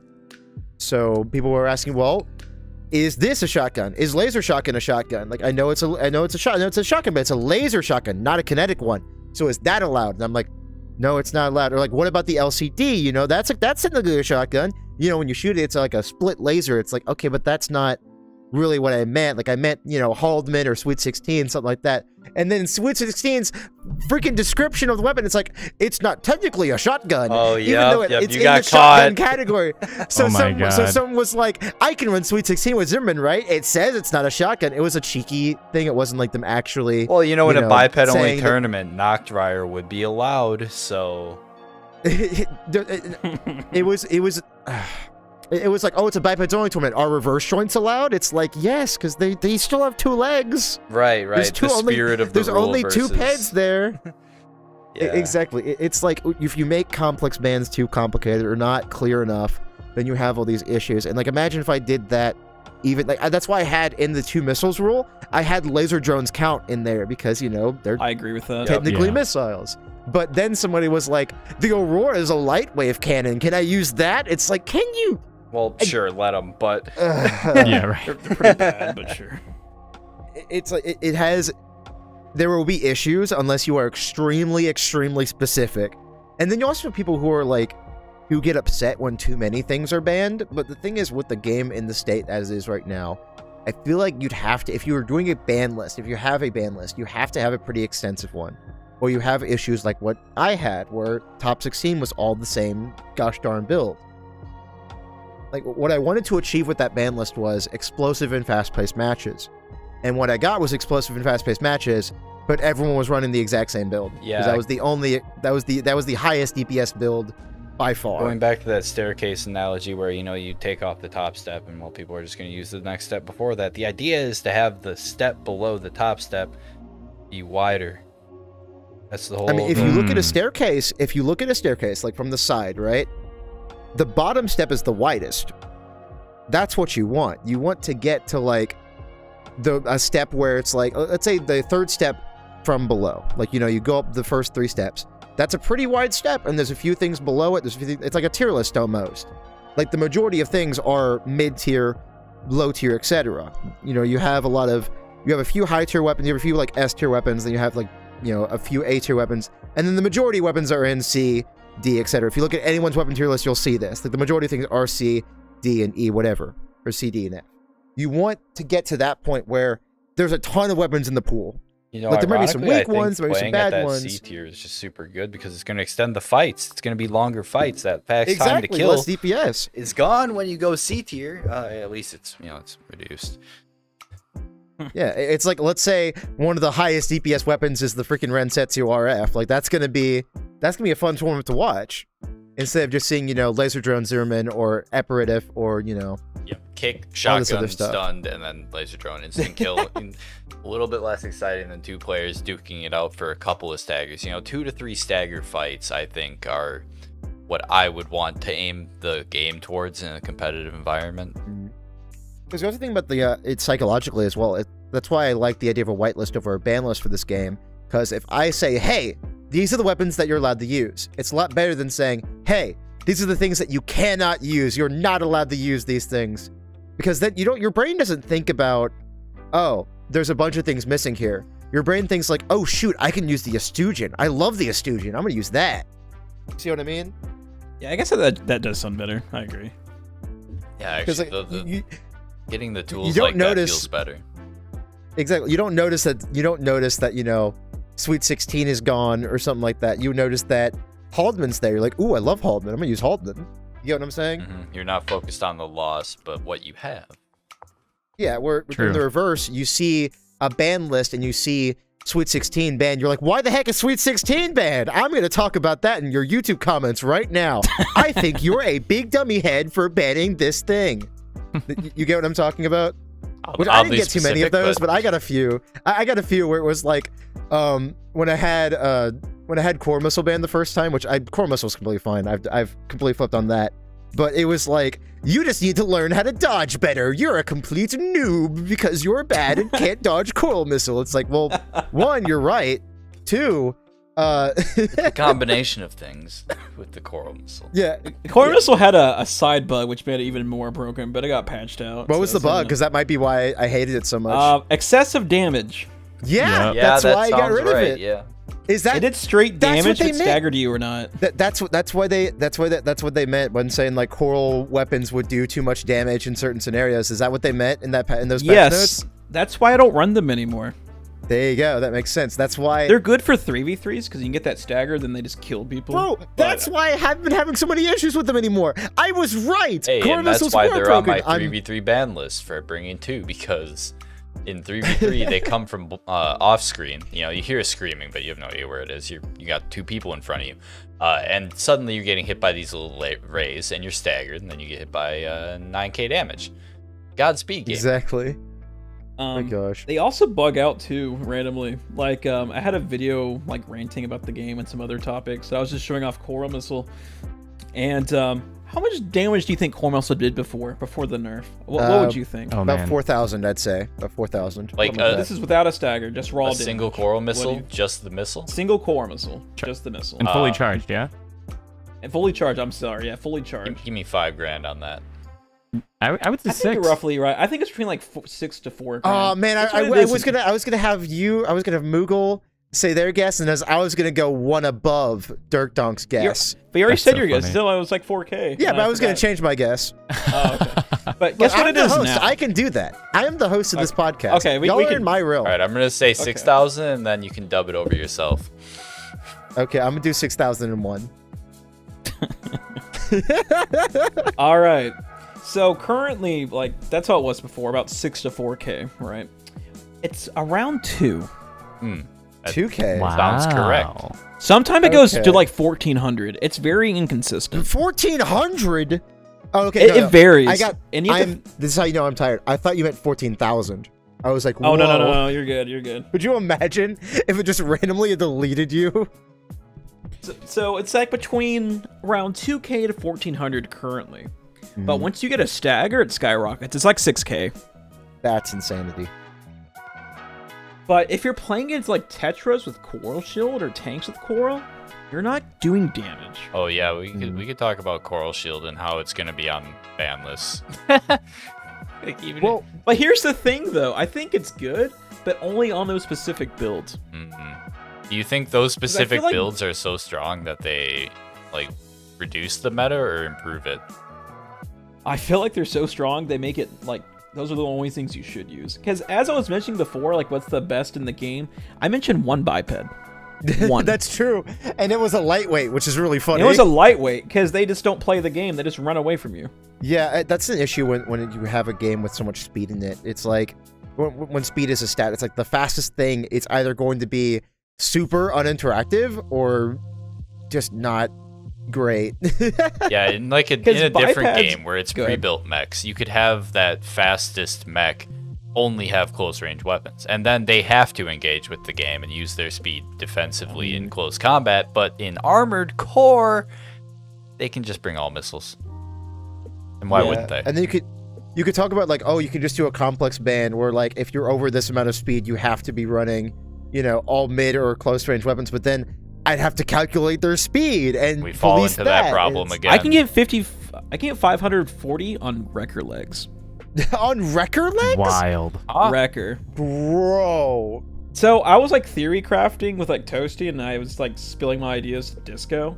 And his, I think his rat's like between like 560, 580 on like the lightest shit possible. That's assault boost speed, right? That's assault that's boost speed, yeah. excuse me. Yeah, Okay. that's not even With quick Burzle. boosting, wall and suit boost. That's just, I think it's 560 on Burzle.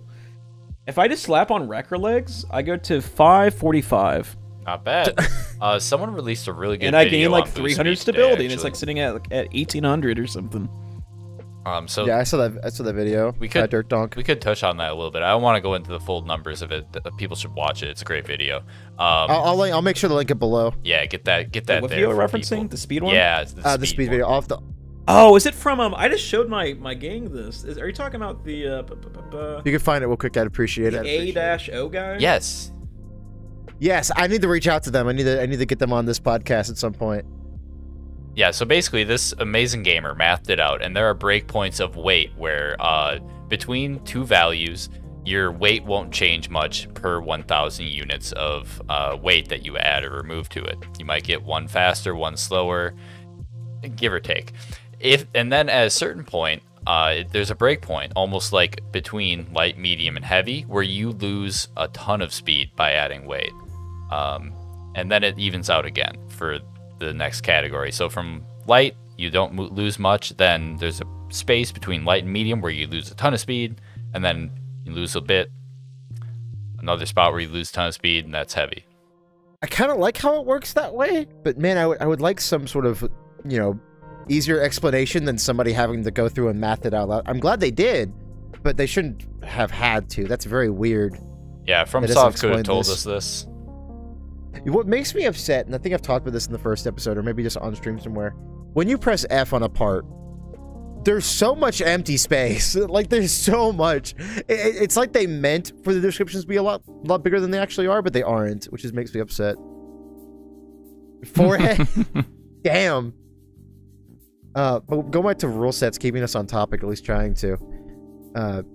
There's a certain... It's a problem when everyone's running the same booster, like Weasel. Like we talked about assault boost speed. And assault boost is its own problem, but when the only booster you ever see, unless they're on tank where they cannot run a booster, is Weasel.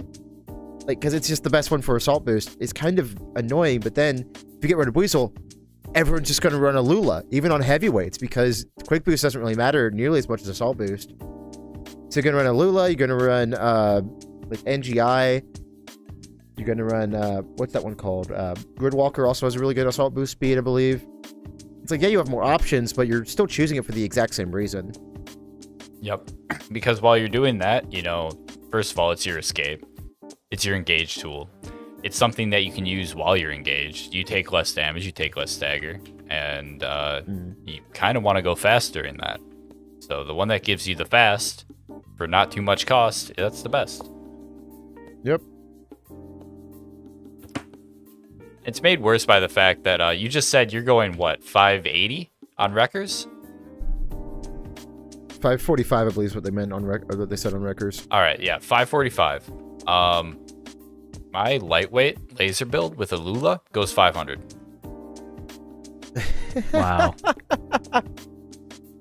Yeah, Weasel's a huge No fault step. of my own. It's light.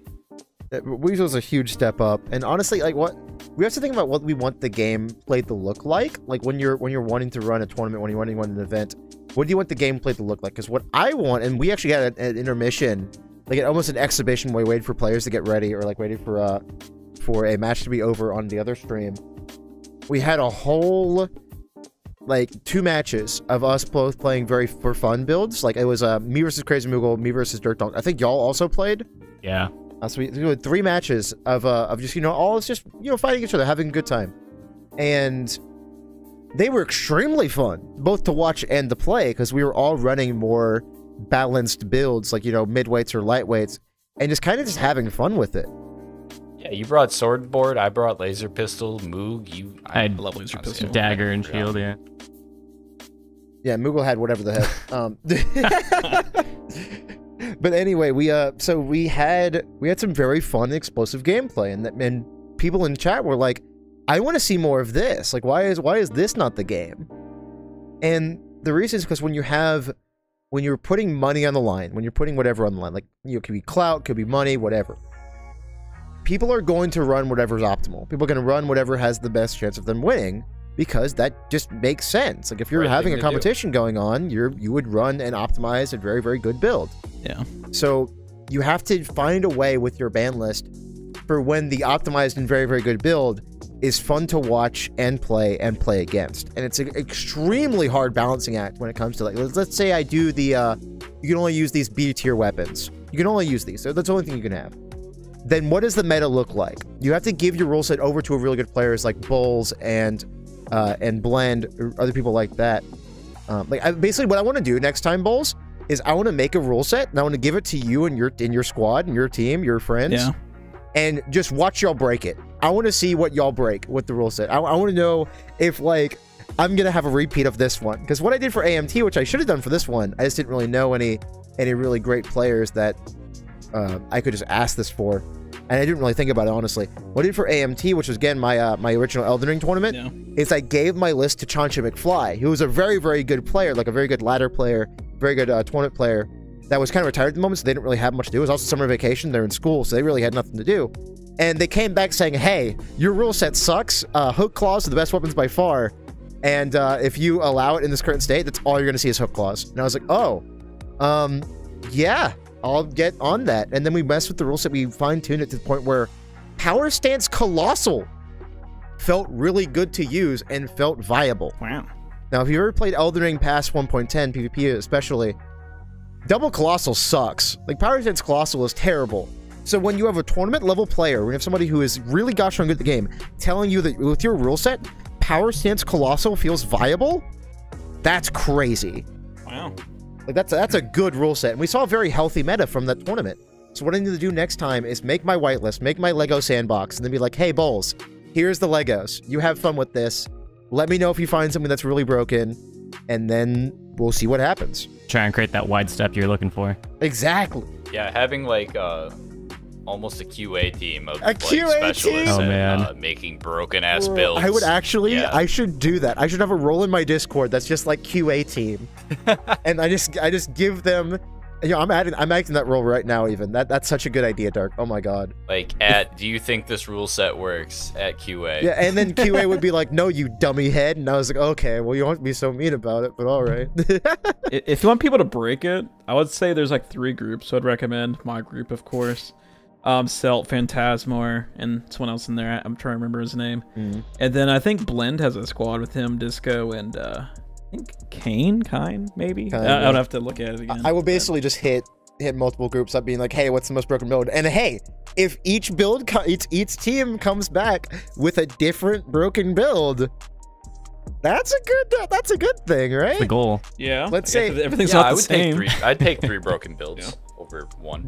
It would be progress. Because if they come back saying like, okay, this combination part's the most broken, and someone comes back like in the other team, like let's say Bulls comes back with like a lightweight double Rensetsu RF double Huxley build, and like this is the most broken one, everyone's gonna be running this, and then Blend's team comes back with a broken build and it's like a melee build, I'm like, huh, this rule set might be good.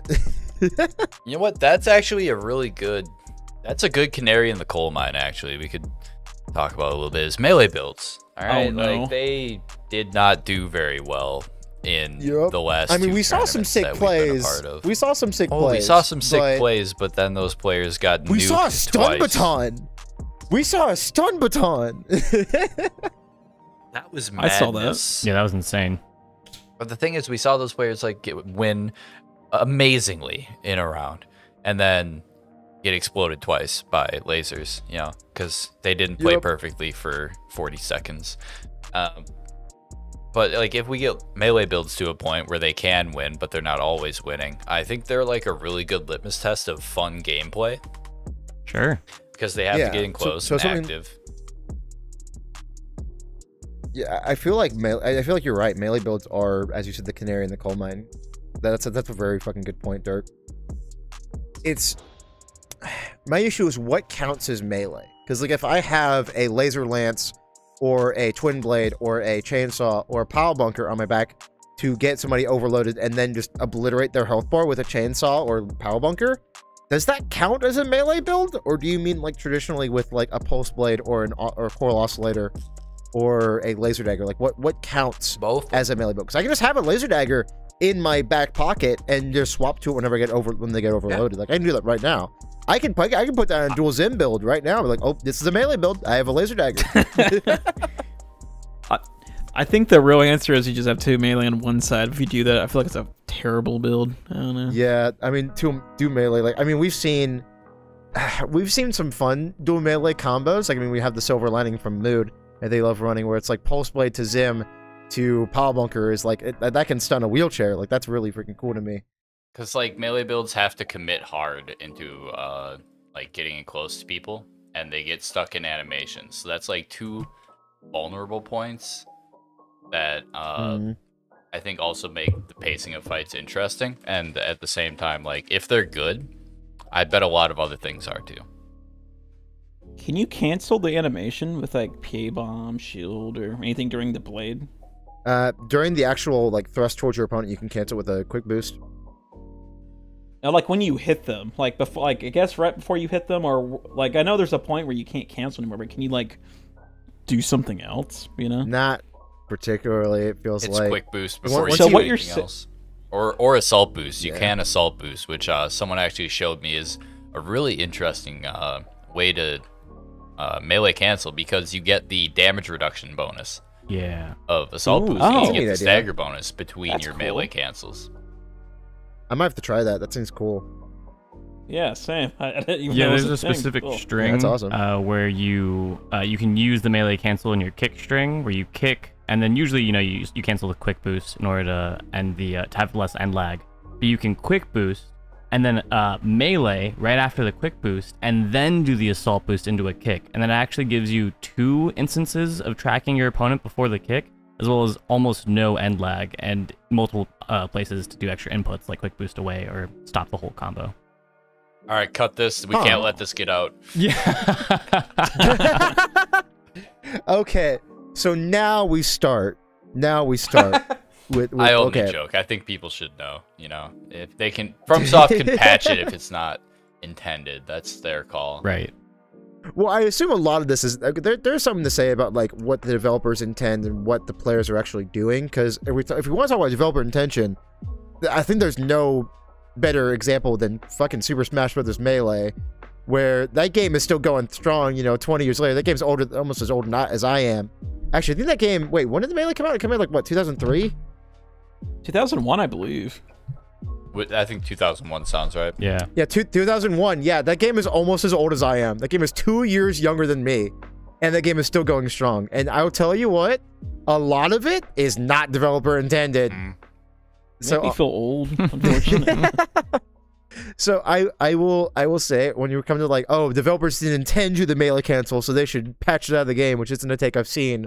But good lord, what I would not be surprised if I got that on a comment on a video. But well, they took that out, no one would do it. What's up? If they took out melee canceling, no one would play it. Yeah, no one would play melee. No, I could not ever see it work. They never should, but like certain things like canceling your tracking to have like super homing on kicks. Oh my god. But I feel like it's an issue with auto aim more than anything. Yeah. Hard lock is definitely a discussion that we can have. The more I play this game, the more I'm against it. It's such a weird mechanic. Like, I played through. Okay, this is the whole story. I played through the entire game without hard locking. Same. Like new game plus, everything. I did not touch it a single time because I used it and I thought soft locking was hard locking. Same, because anytime you move your mouse, it breaks the lock. Exactly. So I play mouse and keyboard, and that's why I don't hard lock very often at all. And it's such a weird mechanic to try to get into when it comes to like the kicking and stuff like that. Because you should hard lock when you kick. You should definitely do that. Yeah. But hard lock feels like such an unhealthy mechanic because it makes kicks way better than they should be. Like, could you imagine trying to quad kick loop without hard lock? Nope. That's gonna be a lot harder. That's a lot more skill expression. Yeah, at least it would be skillful. Yeah, exactly. Like when Grady jumps into my fight club and kicks me over and over and over again, like 5 times in a few seconds, like it's just that's when ridiculous. I'm kick looping, I use that time to read chat while I'm killing someone. It's so easy. Really? That's funny as hell. It's just hard lock is definitely needs to be addressed. And we can't really go back to the topic at hand. We cannot police hard lock in a rule set. I actually thought, and I'm curious to see what Bowles thinks about this, because I think I've told you too. You can disable kicks in the nest if you just don't have the OS chip for kicking. Oh, yeah. A kickless tournament could go hard. That's what I did, though, the whole tournament, though. I didn't kick. True, you can just... But still, you know, like... They're such a problem that there's no way for us to address them with rules. Yeah, you either can get rid of kicks completely in your tournament by doing the whole, like, you just respec your OS and then just not specking the kicks, or you have to ban quads because quad kick is the best one by far. Good lord, what were they thinking? Just the best legs in general, to be fair. Yeah, that's true. So it's like you have the best legs in general with the best kick. It's like, what's the point? It's like... Like, reverse joints, I feel like should have a much better kick than the one they have. They already have a good kick, but I think they need a much better one. They need to be better than quads, definitely. Dude, I love the luchador kick. It's sick. It's so cool. It's like, boom. It's like a drop kick almost. And I think it's further range than most other legs. Yeah, 150 meters. It definitely feels like it. Range. Yeah. Oh, well, look at that. Moogle already knows. Damn, the wizard over here. Shit. Just the only one of us crazy enough to play them with their paper stability. Right.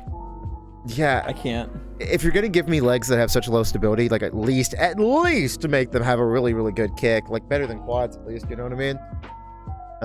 And this is what I'm saying with like the white list is like reverse joints. I feel like if we can make reverse joints viable, that's a very good sign. You know what I mean? Yeah. Because the stability matters so much in this game. That's why most tournament viable builds, besides the rat, have a ton of stability.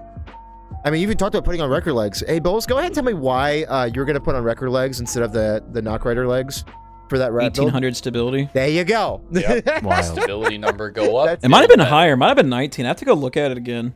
But it was like strangely high stability for how fast I was going. It's like, you know what? Good enough. Let's go, dude. Yeah, record legs are just crazy. But anyway, if we can make it so reverse joints are really good, that's a very good spot for the game to be in. Like, just not even with tournaments, it's just like, if that becomes a really good playstyle in no bans tournaments, then the game's in a fantastic spot. Or at least I hope it is. But that should be a very good sign. I have some food for thought for you. Ooh. So we were talking about stability, right? Yeah. All the builds, like from the biped tournament, probably had roughly around 1800 to 1900. If you run the same build on Wrecker, guess what your stability is? What? I can get it to 2100. Oh. Wait, really? They have more than Snail? Mm-hmm. Yeah, Snail doesn't really have the What best the heck? ability. It just has insane defenses. Just food for thought. They're not paper defense though, but they're not as good as the For example, in the heavy frame, I get almost 1400 TE. I feel like on that frame, it might not even be 1300. I don't know. Dude, Wrecker But are crazy. still, What the food heck? for thought, stability. Very Yeah. I didn't realize Wrecker were so good. I might have to try those with a build at some point. That could be fun. Yeah, they've been one of my favorite medium weight builds, just because I am only interested in stability when I'm picking frame parts. Honestly, it's like, what can I get away with? And then I'm like, okay, now do I care about jumping? And then I look at the jump difference and I go, Oh my gosh, man. It's just... When you're making an event, you have to be very cognizant of what people are going to be running. Like, it's so important. It's just... I can't overstate this enough. There is a point where you can have a sandbox that's just full of really cool weapons, but if there's only one viable build, what's the point? I mean, I understand it. I mean, there's some. I'm not gonna. I don't know how to like say it in a good way. I mean, there is some skill expression if everyone's running the same build, for example. Yeah. On a tournament. But Did you ever play like old fighting games? Yeah. Have you ever played Street Fighter 3 Third Strike? I have heard of it. Okay, so the best 2 characters in the game are Chun-Li and Yun. Yeah. They win like most of the tournaments for that scene. There's other good characters, don't get me wrong, but those 2 are by far the best. Mm-hmm. But there's still some skill expression, like there's other viable things. It's just in this game, there's 3. And that's it. Nothing else is viable. I guess that's like the main thing, because like the low tier things that are in this game just can't compete, while like in these other games they have a place, you know? It's like, how do I want to say this? When you compare a fighting, like Armored Core 6 to a fighting game, because I know we're going to get comments about this. Yeah, I get it. Armored Core 6 is not a fighting game. I can 100% agree with that. I understand that.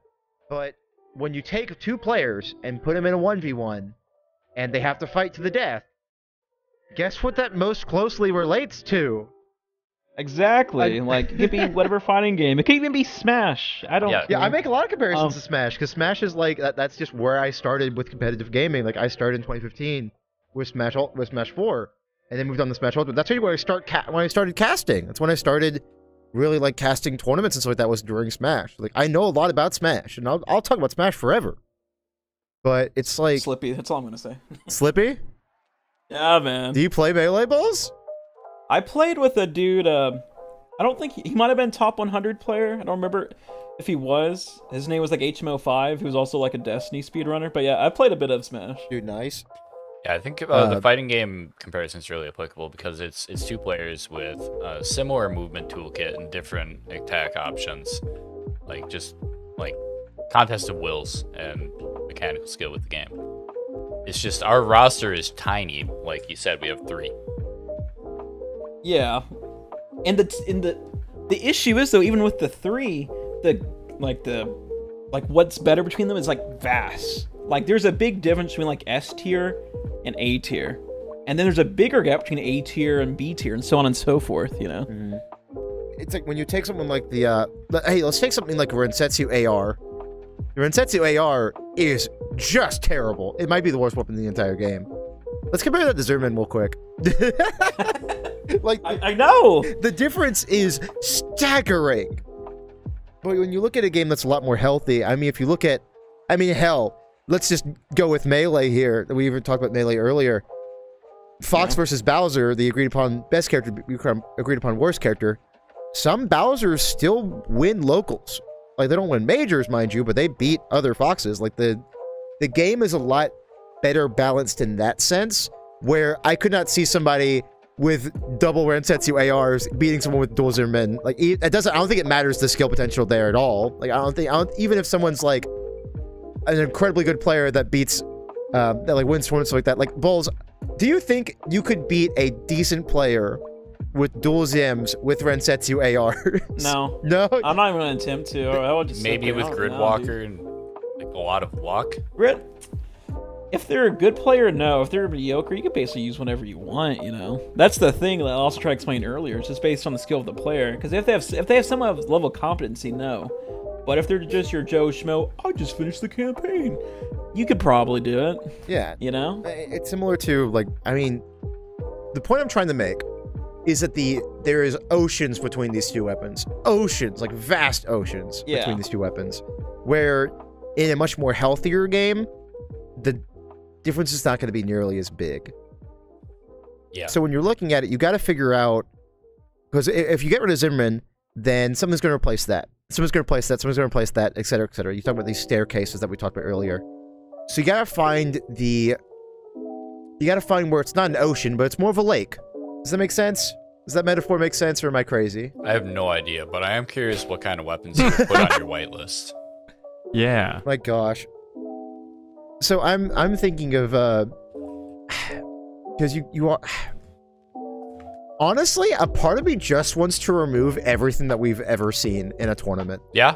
And just go from there. Yeah. Just drop out LRBs, drop out Drop out every top 8 we've seen. Yeah. Just basically, look at every top 8 from any tournament that I can get my hands on. Be like, okay, what were the builds? What were the builds? What were the builds? if I see any part in those builds, like let's say I see maybe not FCSs, but honestly maybe FCSs as well, like internal parts. If I see like any weapon used besides something like wild, like Twin Blade, like someone running Twin Blade in top 8, like I'm not gonna get rid of Twin Blade because of that. But if I see like, you know, laser drones, if I see VPMs, if I see, you know, LRBs, if I see Zimmermans, if I see Epirative, all the time. Coral Shield. What's up? Coral Shield. Yeah, Coral Shield, exactly. Like I'm just gonna get rid of it. That's gone. That's not gonna be on the whitelist. And then when I make my whitelist, it's like these are all things that we have never seen good players use before. Etsugens, Cocolettes, you just opened up a lot of kinetic options. Oh yeah, right there. Exactly, because I guarantee you, Bowles, Yeah. you played a lot of tournaments, right? You can be in, in a good I mini. guess 3 is considered a lot now, so sure. Yeah. Well, for a whole month of the game being out, yeah, I consider it 3 decent amount. Have you even played with most of the weapons in the game? No. You ever try a Ludlow? You ever try a Ludlow? I dig around like machine guns sometimes, and you know, in 3s, I low key like flamethrowers. I just think they're so funny. Oh my god, Dirt Dog can talk about that. Yep. So we did teams today, and one brought 6 bad cooks. Bet. Literally could not Fucking see. bet, dude. That was the funniest thing ever, because bad cooks are already really visually annoying. Like a lot of visual clutter in 1v1s. Could you imagine 6 of them? It's a wall. I love it. All 3 of them were assault boosting after someone and shooting, and my screen was just like flames and the tail of their boosters. And I would hit A or D, and my screen would be clear, and I'd hit it again, and it'd be flames, clear, flames, clear, flames. And they were melting too. They were cooking. Let me tell you, like they focused fire and they won like twice in a row. You were showing them what the rock was cooking. I love it, dude. That's awesome. Oh my god. But yeah, so like I want players like you, Bulls, who like, yeah, why would you even mess with anything else? Like, because most tournaments run no ban list, or at least like a much, not a very strict rule set. You know what I mean? So like, why would you mess around with anything else? Like you talk about your rat build, your belt build, stuff like that. Like you have your configuration of the top 3 meta builds or top 6 meta builds, whatever. You don't really have anything else, because why would you mess with it? Like the tournaments that offer you money, the tournaments that offer you... I have a topic on that as well. Since I know it's good in the game, I feel so like stifled by creativity. I don't want to build anything else. I just do other people's builds, you know, half the time. It's like, hey, you run this? I'm like, sure. Exactly. And when I dick around, I just take story mode ACs. That's about it. It's like, why, as a player who's looking for tournaments to compete, if we're looking for tournaments to win, why would you ever touch a Ludlow? Like, what's the point? Like, it's so... There's no reason to ever run it. So a tournament like what I'm thinking, where you take all of the really good items in the game and just get rid of them, so now you have, like, 30 weapons to choose from that you've never used before? That sounds awesome. Yeah, it's interesting. Yeah, I think that might be the way forward, you know, after everything that we've learned from these past 2 tournaments. I have like 2 ideas for tournaments though. I want a story mode AC tournament. Yep. But I want it to be teams. Yep. And that could be fun. And I want like a League of Legends banning system. Like, I banned Carla. I banned fucking whatever. Yeah, no, I'm already cooking up an overlay for that. I've been saying this for like the whole month or half or so. I've been telling everyone this idea. Dude. It's such a cool idea, because like the story mode ACs, you know, you have access to all of them. You have access to all of them, and they're kind of bad. Yep. There's a couple good ones. There's actually low-key a couple good ones. There's like Ring Freddy, who has a wheelchair plus double songbird plus a double like missile launcher that I saw a lot during the preset tournament that was run. Because it's just like it's a wheelchair. It's a wheelchair with missiles, and you know what you can do with that? You can leave. And if they chase you, you can songbird.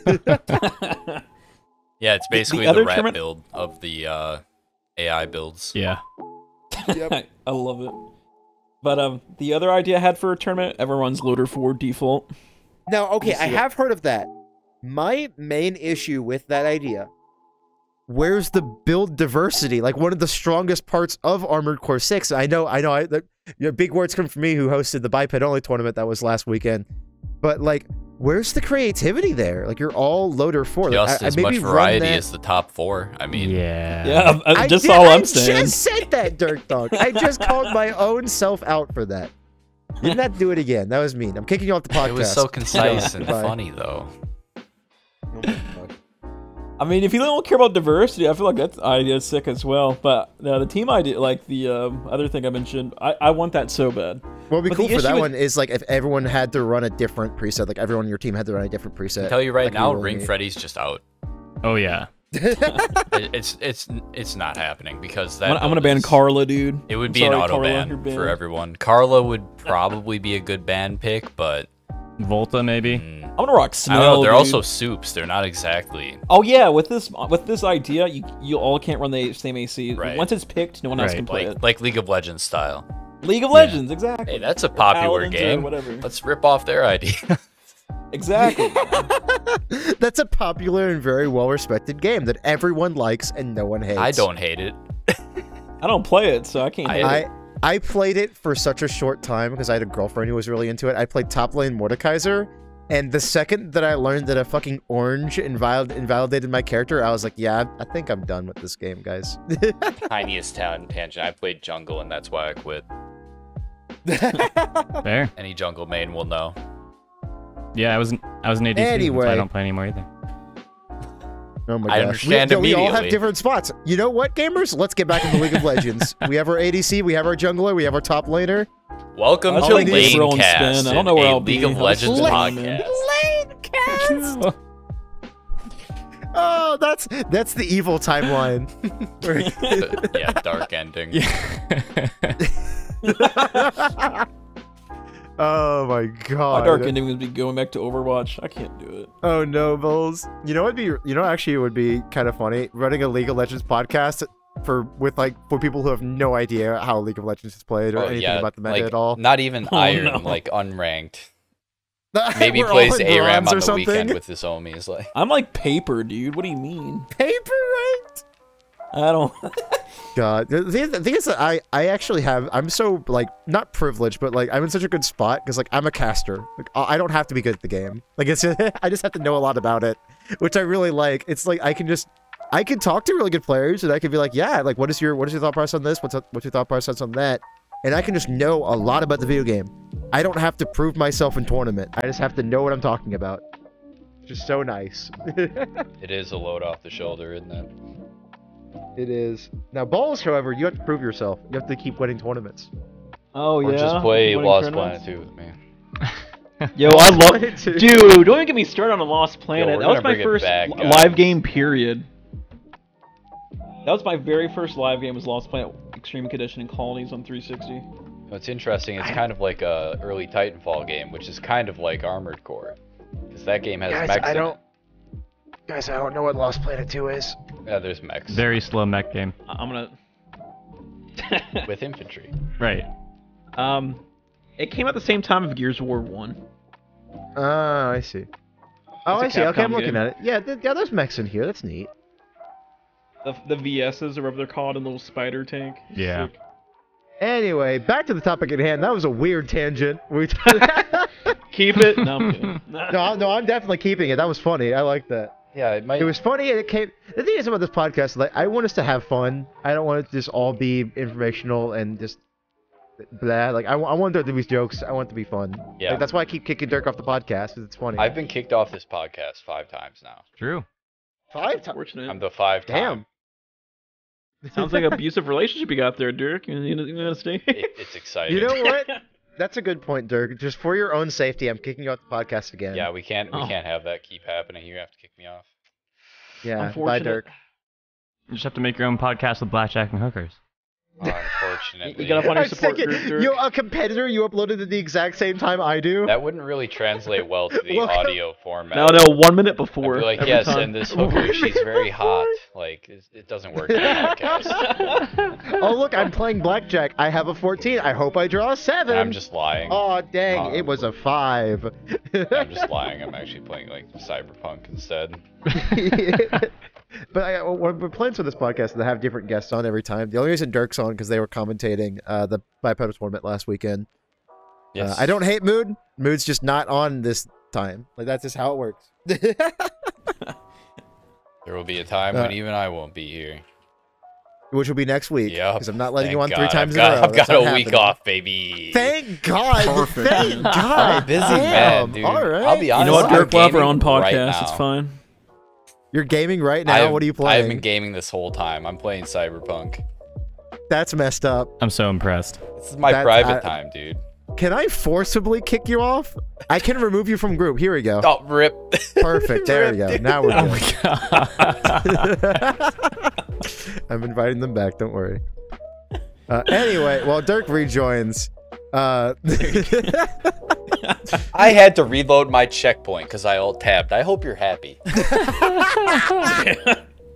Abuse, man. oh my Hit the man where it God, hurts.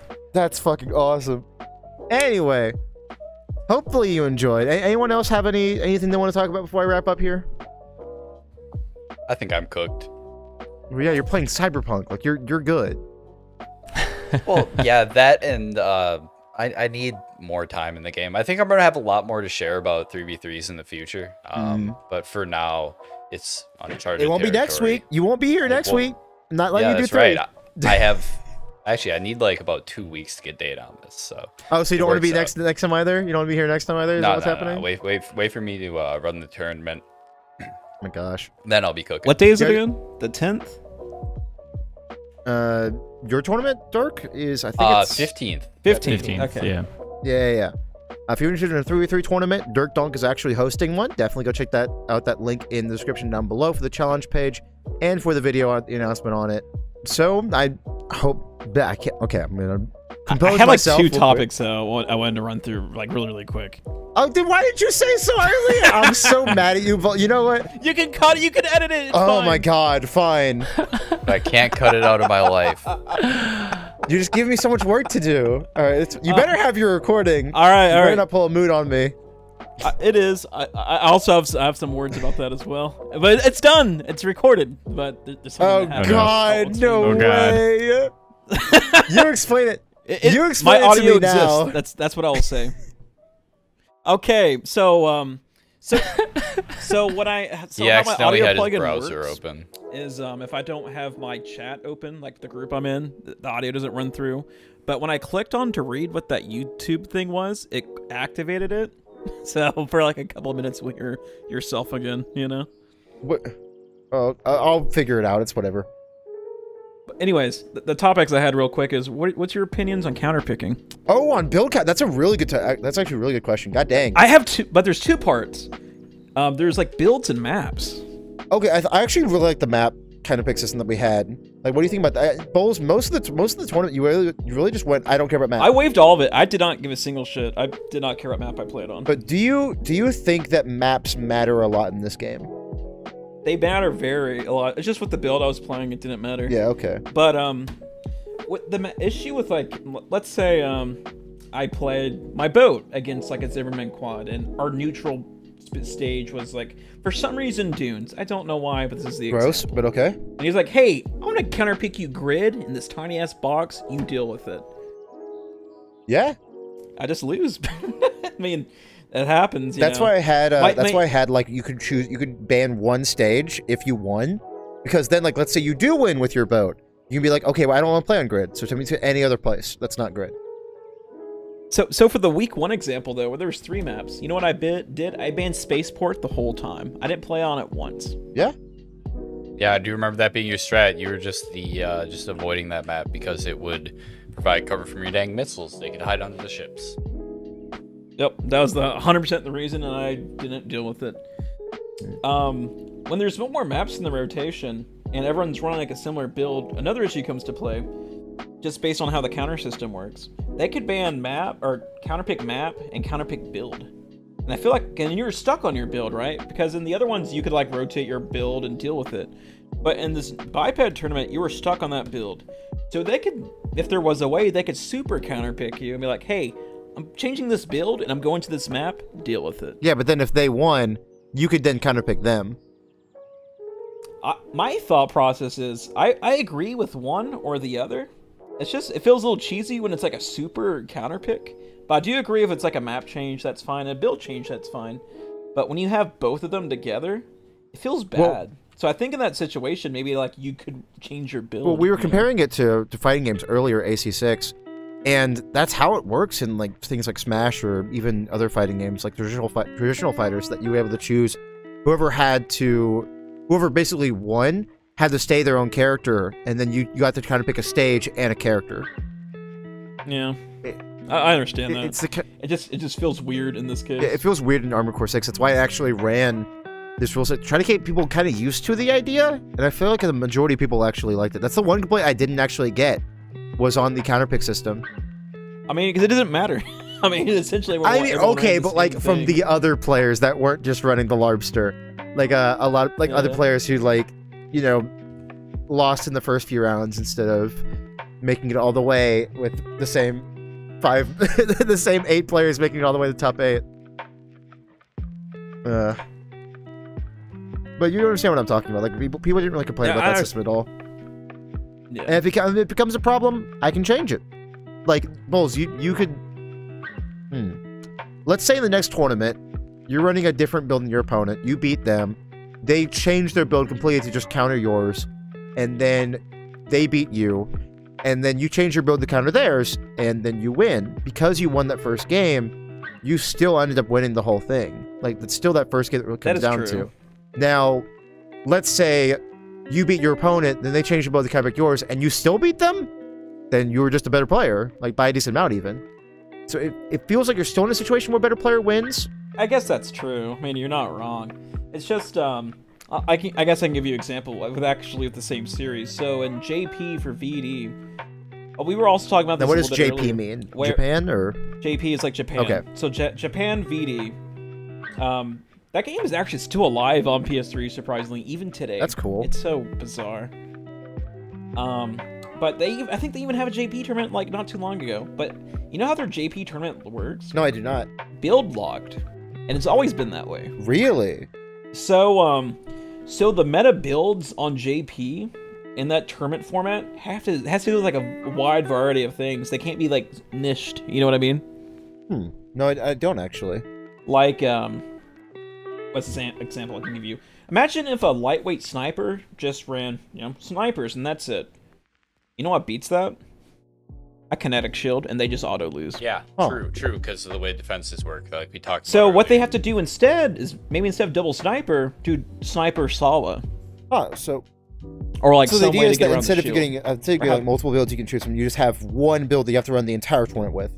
Yeah, you just have to make it as like diverse as possible. That's one way you could go. That could be cool. I do like that idea, and I feel like that'd be a lot easier to manage because again, instead of having 333, they have to go through. I just have 111. I would have to have more mods, definitely, because then you have someone like, okay, well, your FCS was supposed to be this one, and it was not. Yeah, we talked about earlier. Right. Yeah, so I feel like that's a lot more manageable. I was actually looking forward to the 3v3 idea tournament, but it didn't happen. There's legitimately only 4 teams, and it got canceled. Well, yeah, that's how 3v3s go, dude. No one signs up because they think they don't have a team. Everyone wants to do it, but they just bitch out. Well, yeah, they don't have a team. This is why I gotta go more ham on content and get more stuff out there and grow so I can promote stuff like that. Because, like, I got 135 people to sign up for my tournament. That's huge to me. And, like, that's 30 teams right there. That's more than 30 teams, but that's just, I just took 90. But you have to get them to talk to each other. Yeah, and that's hard for people to do. Yep. If you want to talk about numbers, look at that week 1 tournament. Like the first initial who we thought were playing, then who like dipped last minute. Well, it wasn't really last minute. It's like the week 1 tournament. I heard about it before the game even came out. We had good turnout. I think we had maybe like 5 to 10%. No, I'm saying like people that wanted to join and just didn't show up that day without like notice or canceling their thing. They, it's like, oh look, there's gonna be 300 players. It just jumps down to like, what was it, 190 or 125? 125. It wasn't 300 either. It was like 220. Some like number, I don't know exactly. But again, it just dropped all the way down. I was told about the week 1 tournament by Dirt Donk in my chat when I was streaming Armored Core for Answer before the game even came out. Like that people will sign up. The issue with online tournaments, this is something that I kind of struggled with because I was mostly running in-person events back when I did Smash. Yeah. And helping to run in-person events. People will just sign up for things, especially if it's free entry. Like you hear of a tournament happening, you're like, oh, that sounds fun, I'll do that. And then something comes up, you can't make it, and you're like, okay, whatever. I won't cancel the challenge because what's the point? Like, I'm just not gonna go back on the challenge page and unregister because what if it doesn't show up?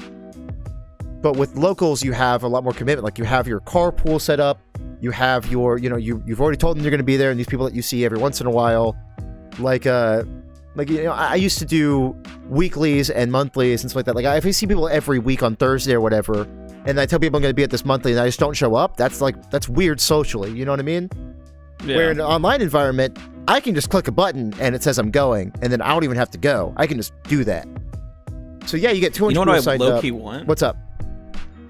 Paid entry, $5. Paid entry is something that I thought about, like for like the far future. Yeah, it doesn't have to be now. But we don't have the player base for that, man. Like $5 entry, like we'd have like 10 people sign up, if that. I know, but imagine you get like 10, 20, 30, and each paid $5. The prize pool keeps going up, you know? Yeah, well, like that's also one of the reasons I want to get bigger, so I can just make bigger prize pools. Because I'll be honest with you, with like ads and subs and stuff like that, I went negative, even with a $100 prize pool. Which that's how it's gonna be though with these small ass tournaments, you know? Yeah, I mean that honestly, I was fine with that. I expected to be a lot less even. I'll be real with you. Yeah. I didn't expect the stream to do that well. Like not even close. That was the biggest stream of my entire life. That was 200 plus viewers for the most part. Like that was crazy to me. Like I peaked at like 210 or whatever. Like that's crazy for me. So I did not expect to be nearly that well off when it came to viewership. Yeah, people came out, and people have been coming out. That's the shocking thing. People, that's the thing. That's one. Go ahead and do your like. I know you have another topic you want to talk about, but just let me gush for a second because this community is freaking awesome. I forgot it already. You're good. Awesome. So we can wrap up on this high note then. This community is freaking awesome. Like me and Moo were talking about it earlier. Mood has like 4 chemists in their chat, and I've got like a ton of software developers and like engineers and stuff like that. Like it's just. This community is so gosh darn smart. They're making calculators. They're making like... We're making a matchmaking system. I've got someone on the line in my DMs who's like giving me all this info about a project where, yeah... Like Faceit? It's kind of like Faceit. It's a community-driven ranking and matchmaking. Yeah, I believe it's K-Snake who's doing that, right? Yep, that'd be K-Snake. Yeah, huge shouts out to K-Snake. FromSoft didn't launch in matchmaking, but let's just do it ourselves. That's so freaking cool to me. I have never felt so passionate about a community before in my entire life. It's so freaking cool. They're so smart, they're so intelligent, and they're just so welcoming. Like, it's so freaking cool to see. It has been a huge blessing having my favorite childhood game evolve into having a community like this. No one knew what I was talking about when I said Armored Core soon, guys, 2 years ago. And now... Like, dude, so many people come out to play it and talk about it. I remember so vividly being in the university center of my college that I was going to at the time, and Daemon X Machina trailer happened, and I thought it was gonna be Armored Core 6, and I freaked out, and everyone was like, "Why are you freaking out?" And I was like, "Oh, this is an Armored Core game!" And before the title came up and everything, and they were like, "What's Armored Core?" And I was like, "I was so." Wait, there's a second one coming out? No, Daemon X Machina is not getting a sequel, but when Daemon X was like the first trailer drop for the game, I thought it was Armored Core. So I was freaking out because I thought it was Armored Core, and like the 10 other people I was watching with had never heard of Armored Core before. Yep. Yeah, you make jokes like, "Hey there, Raven," and people will be like, "What?" I have no idea what you're referencing. Okay, Moogle, I gotta call you out on that. Yeah. I gotta call you out on that. There's no way in your daily life you're saying "Hello there, Raven" at people. Bruh, I put so many thousands of hours into For Answer, especially in the competitive scene. And you'd say Lynx all the time. Poser. Nah, I mean, yeah, Lynx, but you know, 2 was Raven, right? Oh my god. So. The only thing I reference from like a TV show is the holes thing. That's too damn bad. You know what I'm talking about? That's so dumb. Oh my god. Anyway, let's go ahead and wrap things up. Thank you so much for watching. I hope you really enjoyed. Let us know any feedback in the comments down below. I definitely want to keep improving this podcast. I want to keep it going for a long time. If Armored Core keeps getting support, I'll keep making this. And we are getting support, by the way. I keep thinking about that one dude who's like, FromSoft is abandoning this game. Like, I can't. Is whatever. Anyway, I do want to keep talking about this game. I love this game so much. I love this community. So give us feedback in the comments down below. Just let us know what you think of this podcast. What can we do to improve it? Who do you want to see on it? I heard people asking for Cowboy and Ouroboros. I don't think I can get them on right now, but maybe in the future I can get them on. But let us know what you think in the comments. Let us know what you would run as a tournament rule set. That's a good question to ask, because I'm trying my best here. I'm trying to figure out what would be fun to run as a tournament. And go ahead and start us off. Bowls, where can they find you? Oh, we're doing this again. All right, Bowls _ You can't say dude, you can't say we're doing this again, because the illusion's gone. Look, we were gonna wrap up earlier, but then Bowles was like, actually, can we talk about 2 more things real quick? And I was like, okay, fine, I'll cut that out then. And Bowles is like, oh, we're doing this again. I thought you were gonna cut it what you said before and not go over this again. Oh my god. Just tell people where to find you. I'm not putting your link in the description. You know what? You don't get any credit for this. Fine, that won't matter anyways. All right, Bowls _ Twitch and Bowls or Twitch and YouTube, whatever. Twitch and Bowls. Twitch and Bowls. You know that's gonna be my new name on here. Twitch and Bowls. There you go. Twitching Bowls that's so bad, bro. Anyway, Bowls _ on Twitch, Bowls _ on YouTube. I'll make sure to link the one below. I was joking about that earlier. Dirk Donk, where can they find you? I'll just go to the line here on Discord. Dirk Donk on Twitch, Dirk Donk on YouTube, 4 p.m. to whenever on weekdays. Well, there you go. And Crazy Moogle, go ahead and tell them where they can find you. You're a new streamer, I believe. You're new to the content creation, but you're very good at it. So I want to keep promoting you. That's very sweet of you. Yeah, I'm still fairly new on the scene, just 2 months in, so you can find me on Twitch doing that thing. Crazy Moogle on Twitch. But I've been an actor for a while, so hopefully my quality shows through that. And yeah, that's what we aim to do from 8 p.m. to midnight. Inspire and educate a little bit, and have people hang out in a late night space. Oh, make sure you spell Crazy Boogle for them, because they're not gonna get it. I was just about to do it for them. It's KRZYM00GLE. Oh, right? Yeah, Yeah, yeah, I said yeah, I think. Am I stupid? You said zeros. I did? There's I just blacked out when you were talking. I'm sorry. I can't believe this. Whatever. Anyway, thanks for listening to ARMOREDCAST. I'm Hutassa. You can find me right here on the channel you're watching on. I don't know why I said that. You're already here. You know where you are, hopefully. And if you don't, good luck. Subscribe for more. All right, there we go. No, I'm not doing that. To wrap us off, Bowls, say something funny. I can't say something funny. It'll get cut. Fuck you. You can't bring attention to cuts. It's not.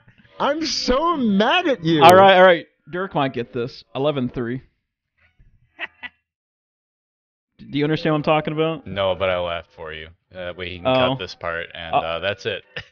Here, Sugar, you give it to me one more time. I can do. I got you. Give you one more chance. One more chance to say something funny. Yeah, I got you. All right. To wrap us up, Crazy Moogle, say something funny. What do you call a boomerang that won't come back to you?